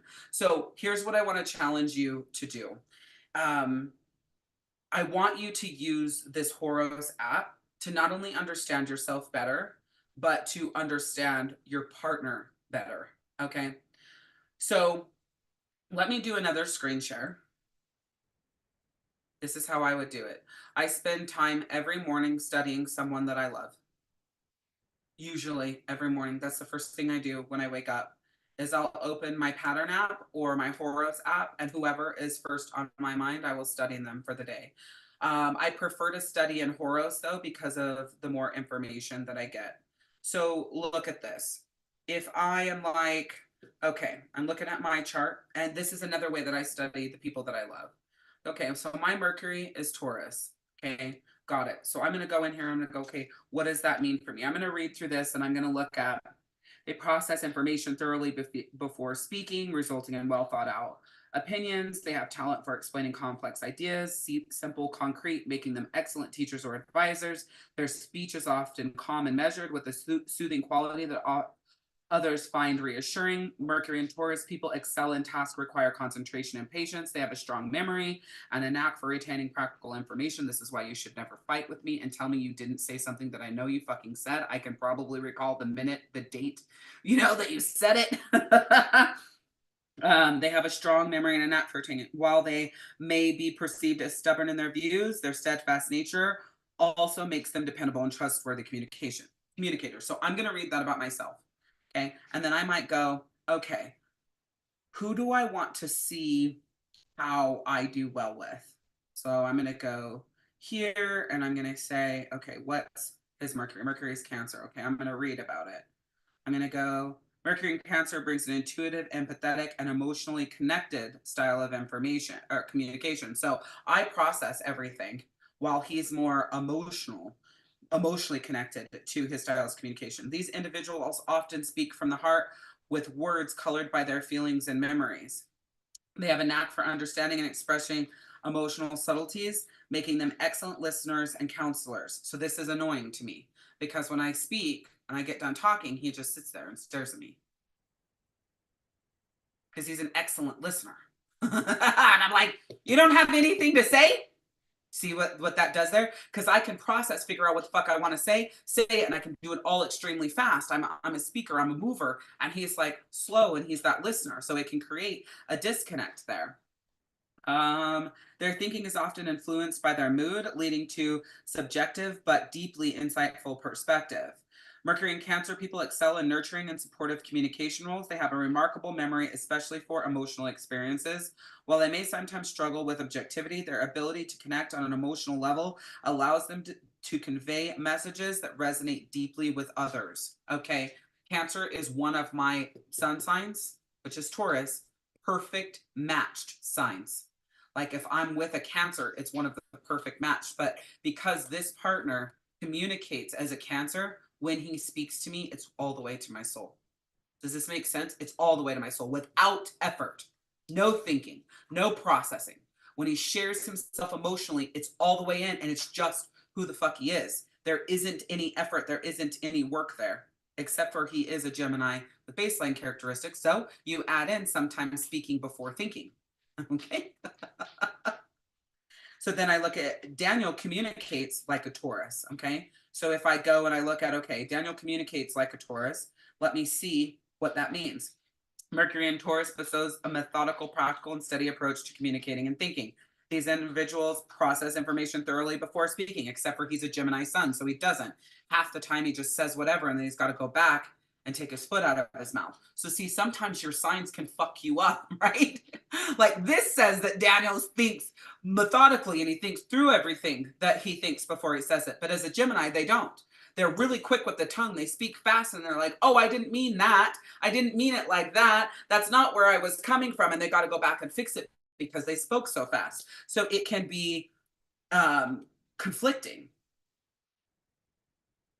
They have a talent for explaining complex ideas in simple, concrete forms. Oh, is that my Mercury too? Did I just read that? Yeah, I think my Mercury and Daniel's Mercury are both in Taurus. So yeah. So we're alike in the way that we communicate. So the positives are going to be the positives, but the negatives are going to be the negatives. So I'm going to learn that and I'm going to do better with that, right? Sometimes I don't memorize this stuff. So I may not memorize all of these things. And so when I come back and read it again, I'm like, oh, that makes more sense. So if I'm going to study one of my kids for the day, I'm going to go to the astrology. I'm going to say, okay, so Ronan's sun is a Pisces. I know like so much about Pisces. I have a lot of Pisces in my life and world. And so I know that they are deep emotionally and they process their emotions deeply. And then, you know, he's got a double whammy like Michelle because his moon is Cancer. So I think we just talked about this. I think your moon is Cancer too. I don't fucking remember. But his moon is how he processes things emotionally. I don't have to look at this. I could read deeper, but I don't have to look at this. So you already have his baseline characteristics as deep and emotional. Then you layer in how he processes his emotions is internal, very much more internal. So Ronan has a double stack on how he processes and deals with his emotions. And it's very inward, which means he's a human that will be in his head a lot. He's a human that's all constantly thinking about his emotions, his feelings, other people's emotions, other people's feelings. Now keep looking at this chart. I'm running through this chart with you. Ronan is also a Pisces in communication. So he's an emotional communicator, you know, very deep emotional communicator. And then look at this. You add in his Venus, which is Aquarius. Aquarius are detached lovers. So how disconnected do you think he feels within himself when he's deep emotionally, right? As a sun, he processes things very deeply internally as a Cancer moon. He communicates with all this love and deep and feelings as a Pisces Mercury. And then he hits Aquarius, is like, I don't fucking care. I can or I can't. It doesn't really matter. You know, how do you think that is hard for him to process, that he's more detached in that way when everywhere else he's connected? Now, because he has so much Pisces, I mean, he has a ton of Pisces in his chart, it probably overrules his Venus love, because Pisces love. They're just so full of love and they want everybody to be happy and they love all the people that they love. They're so full of that. And all the Pisces that he has in his chart more than likely overtakes this Aquarius. But what happens when Ronan hits a point in his day's time in his life where this Aquarius is ruling his love and he feels completely disconnected from himself? He doesn't really recognize himself. He's not really understanding what's going on. Now, I could be wrong on how Aquariuses are. They're innovative, they're friendly, they're unconventional, they're altruistic, they're detached, they're aloof, unpredictable, rebellious, and emotionally detached. So Ronan, if he's in the shadow of Aquarius, he could be in one moment feeling connected, lovey, amazing, and then the next moment he's cold, he's detached, and his partner's like, what the fuck? And nothing's happened. Okay, because it's part of his chart, so he has to work on that. His Mars is in Gemini, so that means he's adaptable, he's energetic, he's witty, he's inventive, he's communicative. He is definitely all of those things. But in the shadow side, and especially the being that he's 18 years old and a teenager, he's got restless, he's got scattered, he's got impatient. Those are three things that I see screaming from him on a regular basis. While Pisces move a little bit more slow and they're good and they're patient, and Cancers move more slow, and they're calm and they're good and they're patient. Can you understand how then, if that is what's going on, you throw in an Aquarius that's more like detached one day, and then you throw in Gemini who's like, I don't really care about this today, and more scattered or restless, and they want more to happen and faster. Inside of Ronan, he could feel like he doesn't get himself. He doesn't understand, like there is something wrong. And this could just be today, and then it could change again. So these are the kinds of things that I'm studying. And listen, the only reason why I can just look at the front end of this chart and say these things to you is because I've studied it so much. You wouldn't be able to do that. You would come here and you'd read about him as a Pisces, right? Then you'd go and read about his moon And then you go and read about his Pisces Mercury. You would go and study these things about him. But because I've been studying astrology for a couple of years now, or maybe even a little bit longer than that, I can look at these right off the bat and see what's going on. Now, I don't know a ton about everything, but I know, oh, Chiron is in Aquarius. So he's going to be maybe healing more of the side of him that struggles to stay attached to people and detaching more. Maybe he's healing, wanting to show up in the world and do more there because he's more detached from that. So that could be what his Chiron is about. So it's wounds related to individuality, social belonging, and idealism. So one thing I want to share with you when I'm looking at this chart specifically, and this is my oldest son, you have to be really careful in his sun, his moon, and his personal planets, and then you come down to where he's healing, and it really impacts his individualist. And let's look at his areas and where he's going, and then I'm going to say what I want to say. Where he's going, it calls for embracing independence and self-discovery. How can you embrace your independence and self-discovery if your Chiron is battling against that in Aquarius, where he's struggling with his individuality, social belonging, and idealism?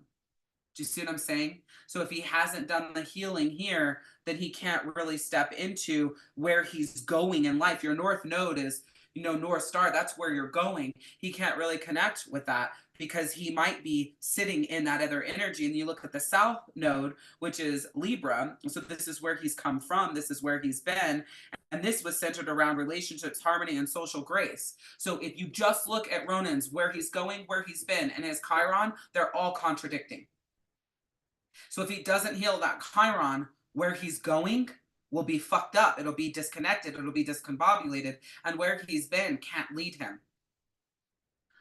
So when people say, I don't understand what happened to this person, I don't understand why they committed suicide, they were so happy, they were doing so good, you could have shit going on in the shadows of your chart, and you live in the shadow here, but you have this part healed, but you don't know about this part, and these things are all diametrically opposed. You feel disconnected for yourself, you feel misunderstood, you feel like you're not good enough.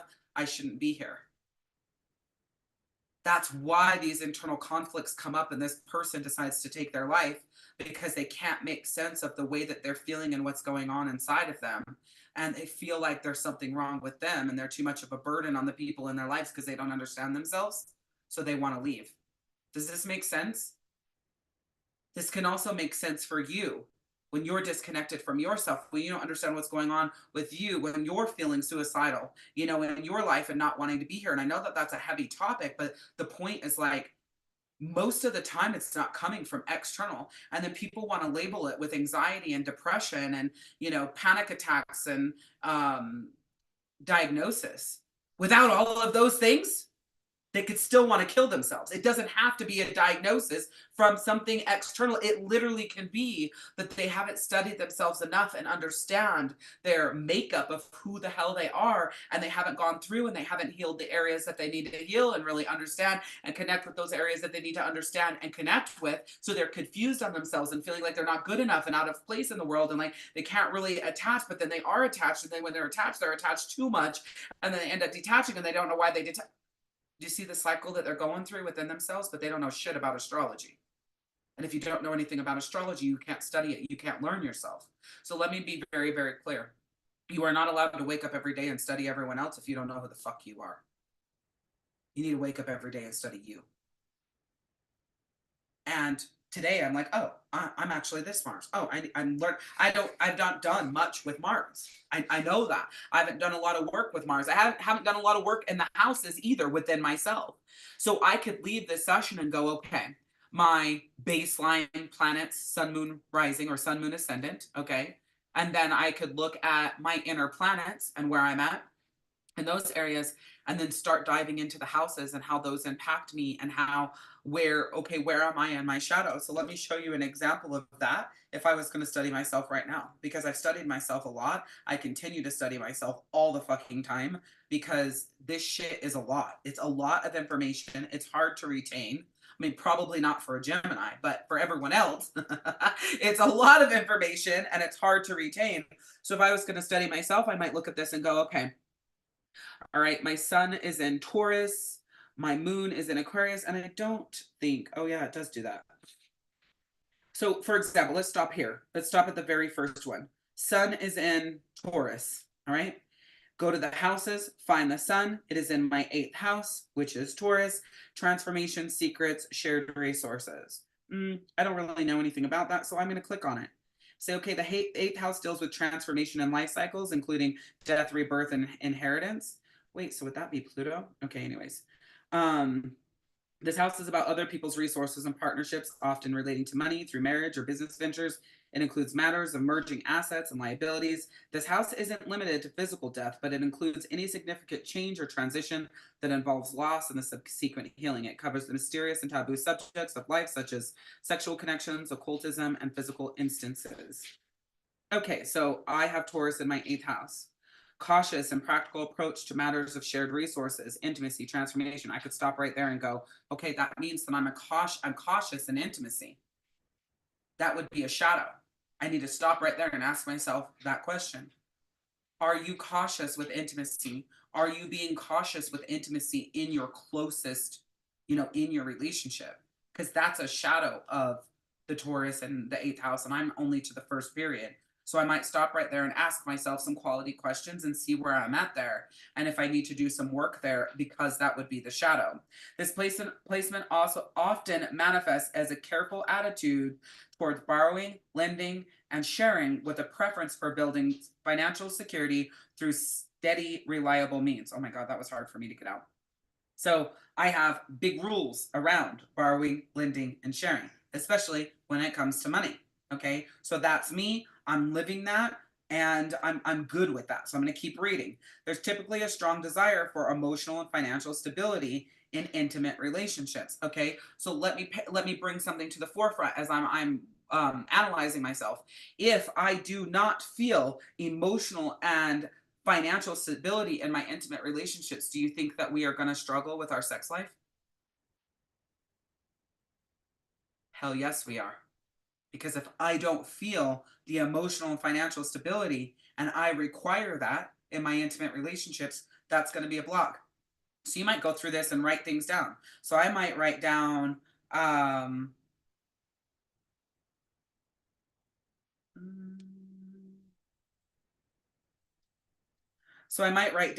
that I need that in relationships. And then I might go to my partners and say, hey, if I don't feel financially stable and emotionally stable in the relationship, I'm going to disconnect from you.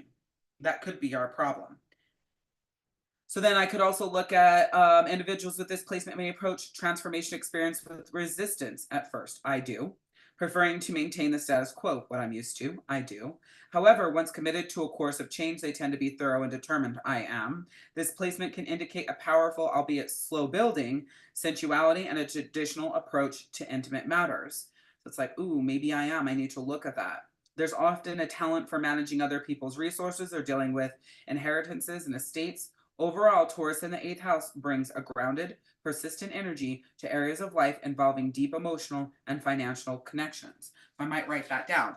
8th house, deep emotional and financial connections. What's going on there? How am I feeling pertaining to this? I might go to Pinterest and look for journal prompts around the 8th house, or journal prompts around emotional and financial stability. And I might answer that and might answer some journal prompts and really connect with myself and see what's coming up. And then also this app's really cool because it puts everything that's in your 8th house in the same fucking place. So I've got the sun in the 8th house and Chiron in my 8th house. So I can go and see everything that's impacting my 8th house right here in this one section. Because remember, I am in the area of my 8th house in Taurus right here. It's going to bring everything that is there. You don't have to go look everywhere else in the app for that. And then you can continue reading. So my sun in the 8th house, my baseline characteristics is a Taurus in the 8th house and who I am. It brings a practical and determined approach to transformation, personal experiences. You're drawn to understanding the mysteries of life and seek stability even in the midst of profound changes. So again, if I have a partner, if I have a friend, if I have a business partner, if I have a career, if I am in these places and I feel like it's unstable, there's going to be a problem there. Okay. I'm probably going to disconnect. I'm probably not going to move forward. I'm probably not going to be open. All right. Your intention, passionate nature is tempered by Taurus's steady influence, allowing you to navigate life's complexities with a calm and composed demeanor. I mean, kind of. I'm pretty high strung. Embrace your ability to transform and grow while maintaining a strong sense of security and groundedness. So that tells you where my shadow is. If I'm pretty high strung, I really need to step into being more grounded. I've done a lot more work on that over the years and time and effort, but I can clearly see that that could still be more of a shadow for me. Chiron in the 8th house. Remember, I told you Chiron is the planet of healing. It deals with early wounds related to control, shared resources, and deep-seated desires. For me specifically, because of where my Chiron is.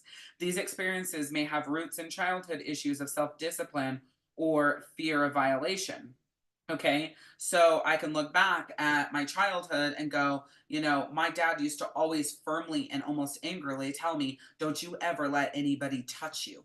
He would always say that, and it did instill a fear of violation. Did he instill that fear in me, or was that always part of my healing journey? So that's where things become pretty interesting, when he would always tell me that, but yet it's part of my chart here that says that I have roots in childhood issues of self-discipline and fear of violation. Healing involves confronting and integrating one's powerful primal drives, as well as finding a balanced approach to shared resources. This placement enhances an individual's perceptive abilities and magnetisms as they heal, making them adept at helping others navigating their own deep-seated fears and desires. Mastery over these challenges can lead to a profound sense of personal empowerment. So when you look at this, it's like, no wonder why you are a soul healer and that's what you do, because it's built into who the fuck you are under Chiron in my 8th house. It's literally who I am. So it is no surprise that it says that this placement enhances an individual's perceptive abilities and magnetism as they heal, making them adept at helping others navigate their own deep-seated fears and desires. I'm a master at that, but that's because I'm paying attention to my own healing and where I need to go. So you could look at this, you can take notes, you could look at this and go, I'm going to go over to Pinterest and find some journal prompts. You could do this so many different ways, but literally you should spend time every single day reading about yourself and understanding yourself first and foremost. And when you get bored about reading yourself and understanding yourself, go to the next person that comes in mind. Generally for me, that's partner, right? I want to figure out how I can assimilate better with a partner. Oh, I need to share the screen again, because this is where the pattern does a brilliant fucking job. And you can do this in Horos, but I prefer pattern for this and a chunk of other things. So we're going to go into pattern. I'm going to show you that app really quick. One thing I love about pattern is the audios. Really love the audios in the pattern and listening to them and understanding things. So like when you first log in, today's manifesting energy. Now there's not manifesting energy every day. There just so happens there is today. And it's going to tell you why. And that's because Saturn and Jupiter are forming a square, which can feel like a correction for anything that's been out of balance. Okay, so because of this energy, it's powerful for manifesting, but it's also going to be really powerful for throwing a violent shove into you stepping into what you need to do. And when you look at this, Saturn is retrograde. So this is just my calendar that I'm looking at over here in the blue. I put retrogrades in my calendar. I want to know what the fucking planets are doing. So they're in my calendar, but this is manifesting energy, but Saturn is retrograde. It feel like a correction for anything that's out of balance. So because Saturn is retrograde, I'm going to go study Saturn. That's what I'm going to do, because I don't know enough about Saturn to understand if it's really powerful manifesting energy and it can feel like there's a correction for anything that's out of balance. I need to go figure out where Saturn is in my chart, which I'm going to go to Horos to do that. I always forget what Saturn looks like. Oh, ring around the sun. Right? Yes. Boom. I'm in the right place. I'm going to go, okay, Saturn in my 2nd house. If I'm in a moment of powerful manifesting, in a moment of powerful healing, in a moment of utilizing this energy today, where do I need to focus this? Where do I need to look? Saturn in the 2nd house emphasizes the need for security and a cautious approach to personal possessions and financial matters. Early life experiences may instill a fear of loss, leading to either thriftiness or guilt about spending. This placement can also tie self-worth closely to material success, posing challenges in balancing financial conservatism with the need to enjoy life. Over time, individuals can develop a healthier relationship with their assets and self-image, learning to navigate fears and value themselves independently of their material achievements. Come back over here. Where is it going to connect anything out of balance for me? Financial matters, yes? Because that's where Saturn is in my chart for financial matters. So you can use this at a deeper level, or you can take it at face value. Yes, if you upgrade, you can listen to this and learn more about what this means and understand it better. Okay. Partner, what's impacting my partner right now? Abundance and confidence. What's my daily vibe? This is knowing about myself for the day. Intense and passion. This is my pattern reminder about where I'm at. If you click go deeper, you can read a bigger summary. And then if you click read insight, you can go deeper into what it wants to tell you about this. You can also, you get audios on the full moon, the new moon, the first quarter moon, the last quarter moon. We also do new moon and full moon rituals and ceremonies inside of the Soulful Moon Astrology. Oh, it's going to play. But it'll go through, and she has, listen to her voice. It's like such a great voice. It's so soothing. Sometimes I'll listen to the moons as I fall asleep. And then it's like, oh, my relationship pattern. It's going to tell me. And it'll repeat these. So you might think that this is the first time you've seen this, but it's probably come up before. My mission realignment. Also, one thing I want to show you, and I go deeper here. My mission realignment up at the top, it tells me when it starts and when it ends. May 1st, 2023. And God, did that month kick off such a realignment of where I'm going in the trajectory of my life, of my soul, and my healing. It really did start. It literally was a mission realignment for me. And it goes all the way to December 18th, 2024. So coming up here in December, this transit, this place that I'm in was going to stop. And then something else is going to come up. I'm going to start in a new place. Then they have these archetype 101s where you can learn about Cancer. Okay, so what is Cancer? It's going to tell you all about it. You can read the insight. I wish these were audios, but they give you a little bit of that, and then you can go through and understand Cancer more because, well, it just helps you understand the signs more. This right now, impacting my friend now, Dolly. This is Daniel and I the day we got married. So I can read what influences are impacting my marriage right now. Well, right now it's flowing and new opportunities may present themselves during this time frame. It's not a moment for them or in the relationship to be passive, but to embrace decisive, independent nature and take advantage of all possibilities. We need to do this in our relationship because this is where our marriage entity is going. So I put the date, the time, the location that I got married. If you're not married, put the date, time, and location of when you met. If you met online, find a place that centralized a city between the two of you and let that be your place. So another pattern reminder for me, what's impacting me right now, another partner pattern. Dylan is like one of my kids. So this is a pattern for Dylan. It's going to talk to me all about Neptune. Can't wait to listen to that more. Because if you look at where Neptune is in your chart, what Neptune is doing in your chart, and then you listen to this, you could really figure out what the hell how Neptune is affecting you.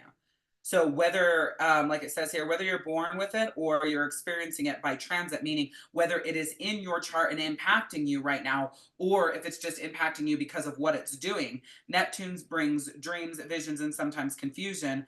Better understand its influence on your life. So you can go deeper, read all about it, listen to about Neptune, but go and look where it is in your chart first before you come here so that it makes more sense. This is why I use the two apps. Did this help bring the two apps together and understand? Because yes, you absolutely can go into, I think it's My Vault, view natal chart.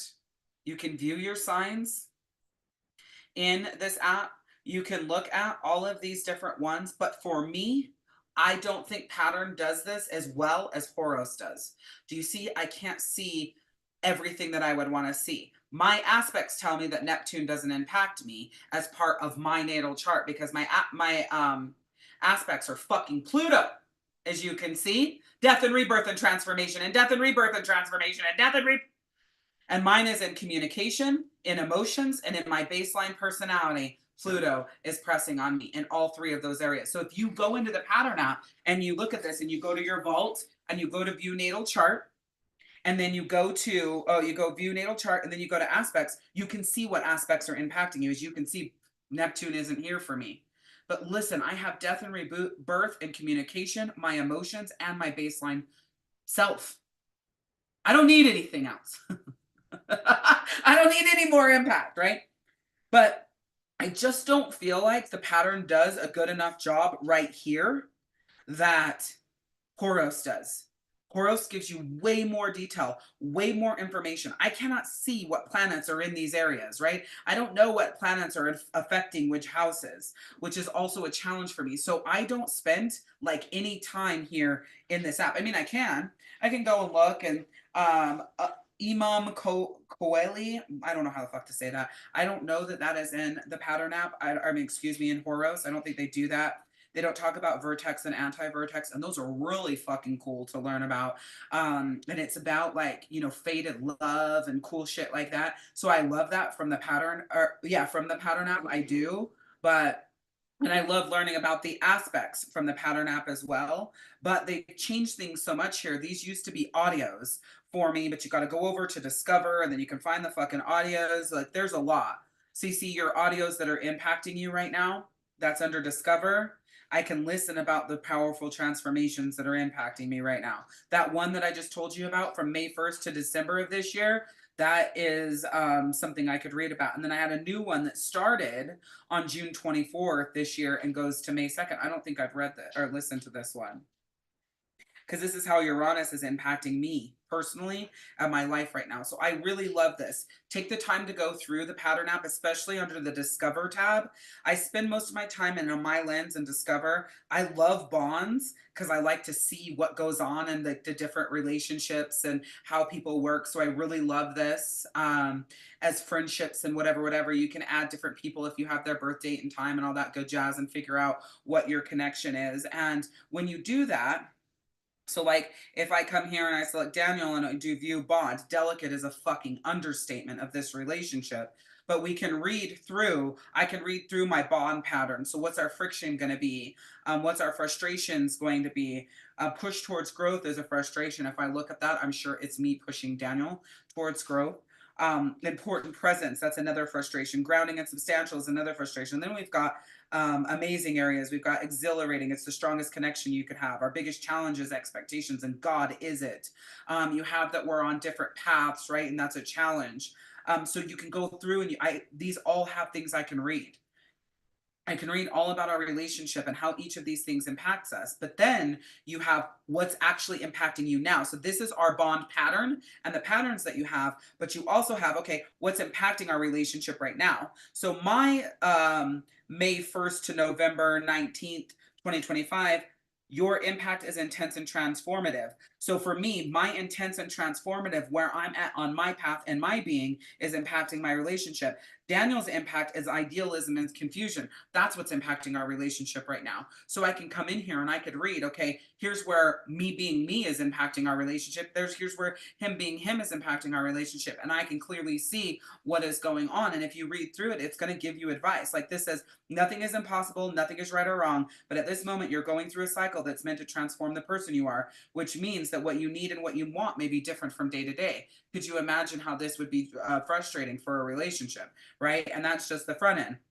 This is meant to be a time of incredible change for Daniel where he can reimagine his life, but it happens by way of feeling confused. During this cycle, Daniel may be open to having a relationship in a completely different way. So day in and day out, I don't know what the fuck I want. And day in and day out, he's confused. That's going to be fun.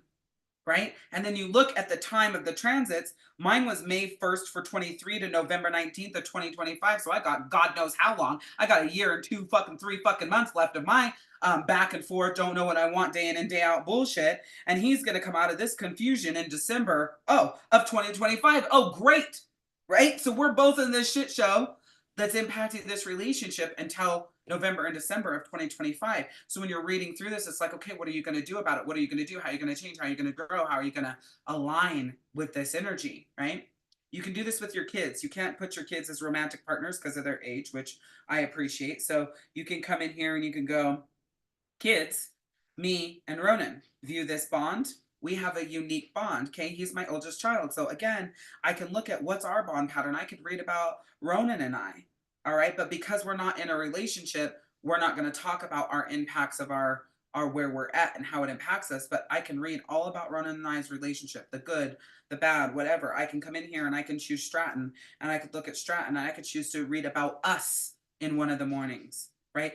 Stratton and I are an epic match. In real life, we don't look like that. So I'm hoping as he gets older and comes into his own, Ronan and I are absolutely a unique match. Michelle, shut up. Oh, I love you. Yeah, I love the pattern audios as well. I love this. Delicate sounds so sweet and gentle. I love that for y'all. No, it's fucked up and sensitive, and God bless America. Keith has the same impact right now, idealism and confusion. Mine is new beginnings and endings, right? So if you've got idealism, confusion, and then you add on beginnings and endings, you're like, okay, I'm fucking done. And he's like, hold on. I want you. I don't want you. I know what I want. I don't know what I want. I want to do this. I don't want to do this. I want to move. I don't want to move. Let's move. Let's make this work. Let's not make it. Oh my God, shut up. Like I have no patience for this. This is why I do astrology. This is why I focus on astrology. This is why I learn astrology, because I want to be better. I want to have more patience. I want to have more patience for myself. Like also, guys, you could put your mom in here. My mom's in here.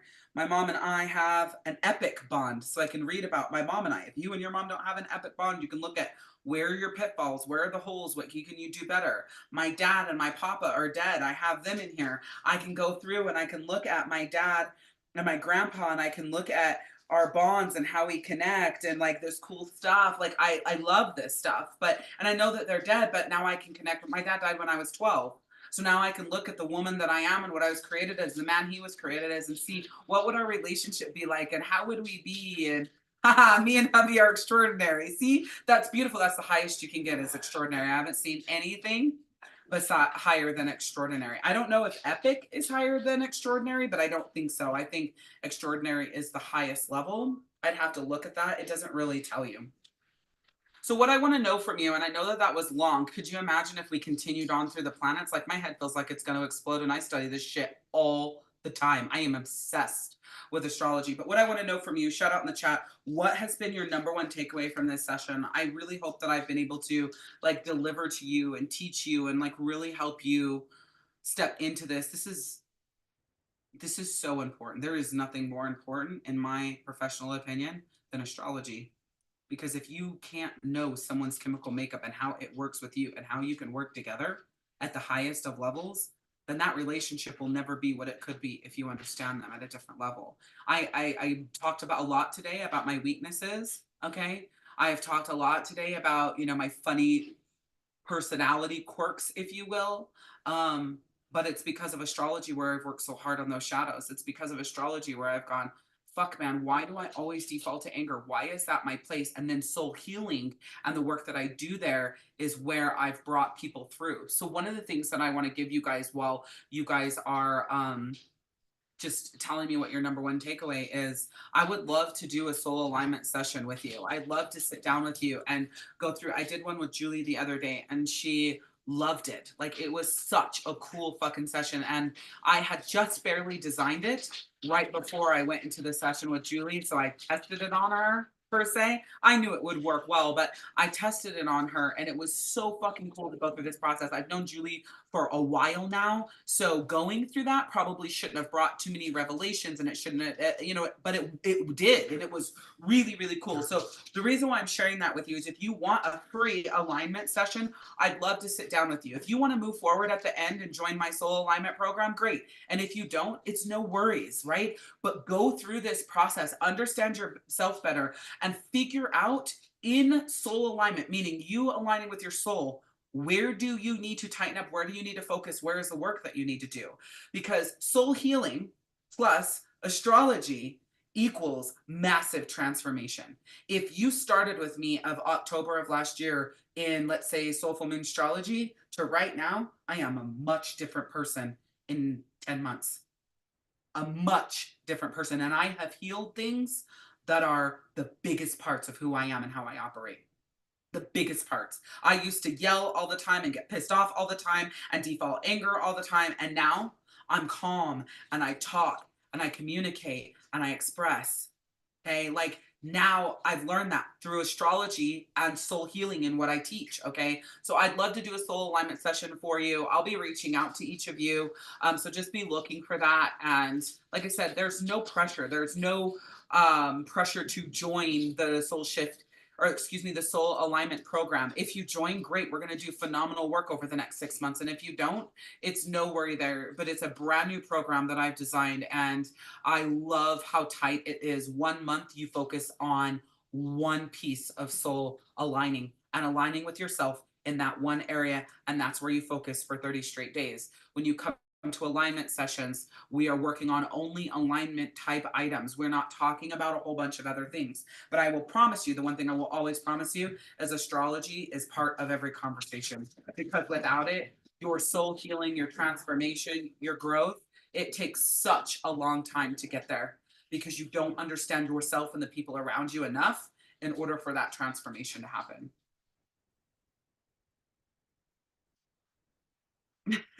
My life will continue to be a shit show, but I'm here for it. My takeaway is to do research on hubby and I.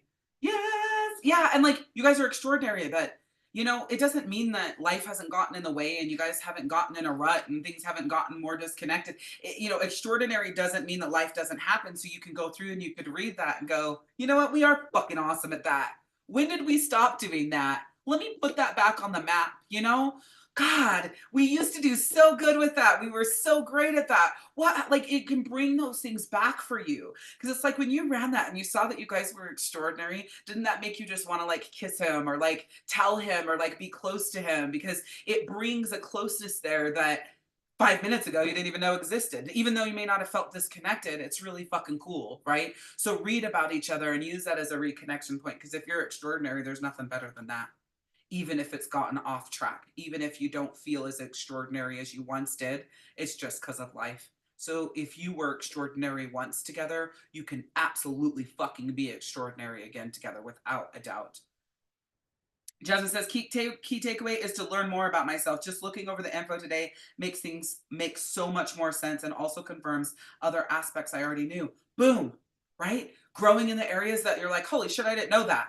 And going, okay, I feel validated. I feel validated in these areas. Like, fuck you, you're the one with the problem. You're the one that's emotionally detached. You're the one that can't handle your feelings, Mr. Aquarius. You know, I've got it on lock, or Mr. Virgo, right? So it's kind of cool when you realize that, oh, that stoicness, oh, that disconnectedness, oh, the way that they're showing up, that's their astrological sign. So how are we going to bridge the gap? That's them in this area. That's them in that area. How are we going to bridge the gap? Or it could be a discussion of, I'm not willing to bridge that gap. I don't want to do that. I don't want to do the work. I don't want to be there. Like sometimes that's what the discussion ends up being, and let that be okay. Let it be okay that it's square peg round hole and you're done with it. That's okay. Okay. But now you know, now you have the information. Now you know what the hell is going on. And you can look at them and say, it's not your fault and it's not my fault. And although we do have parts to play in this journey and where we've been and what we've done and what we've gone through, this doesn't work for me. It doesn't work for me. We don't speak the same language. We don't love each other in a way that each other understands. We aren't intimate in a way that each other connects with. Like every time we turn around and we're looking at something, it just isn't fitting. It's okay. But now you know that it's nobody's fault and it doesn't help the pain anymore. But now you can move and adjust from there. Now you're not going to spend until you're 90 years old in this relationship, that's square peg round hole, the two of you attempting to make it work and fit. This could be friendships. This could be a relationship with your mom. It could be like a hard relationship with your child. This doesn't have to be a love relationship for you to come up with this information. Okay, so my goal and my intent with astrology is to help you develop your relationships deeper and more connected than they've ever been, first and foremost, starting with yourself. So I'd love to help you take astrology and soul healing and bring them together. I can't wait to do soul alignment sessions for some of you guys that say yes. Remember, it's free, no strings attached. It's going to be pretty cool. And then as you continue to go down this track with astrology and doing this work, your entire relationship with yourself is going to transform. Half the time I don't know what the fuck I'm doing because astrology is so cumbersome, so deep, there's so many angles.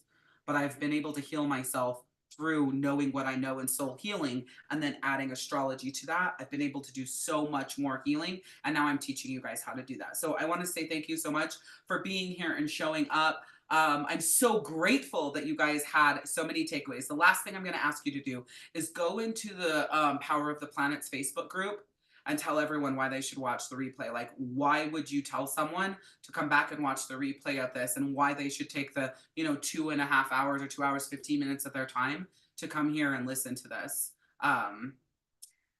Because I think that a lot of people misunderstand astrology and what it's all about. So if you guys will do that, that's just to help other people pay it forward. Okay, that's all I'm asking you to do is to pay it forward. And with that, I have a session that I'm 10 minutes late for, and I am live on Mondays around 1:30 p.m. Eastern, and I do trainings this month. We've been focusing all on chakras. Today we did the heart and throat chakra. If you haven't checked out my podcast, soulfirepodcast.com, it'll change your fucking life. It's a phenomenal podcast. I love the work that I do there. I love how I show up there. So yeah, go out there and get what it is that you need to fall in love with yourself. And I have a lot of that for you in my world. We will see you guys later.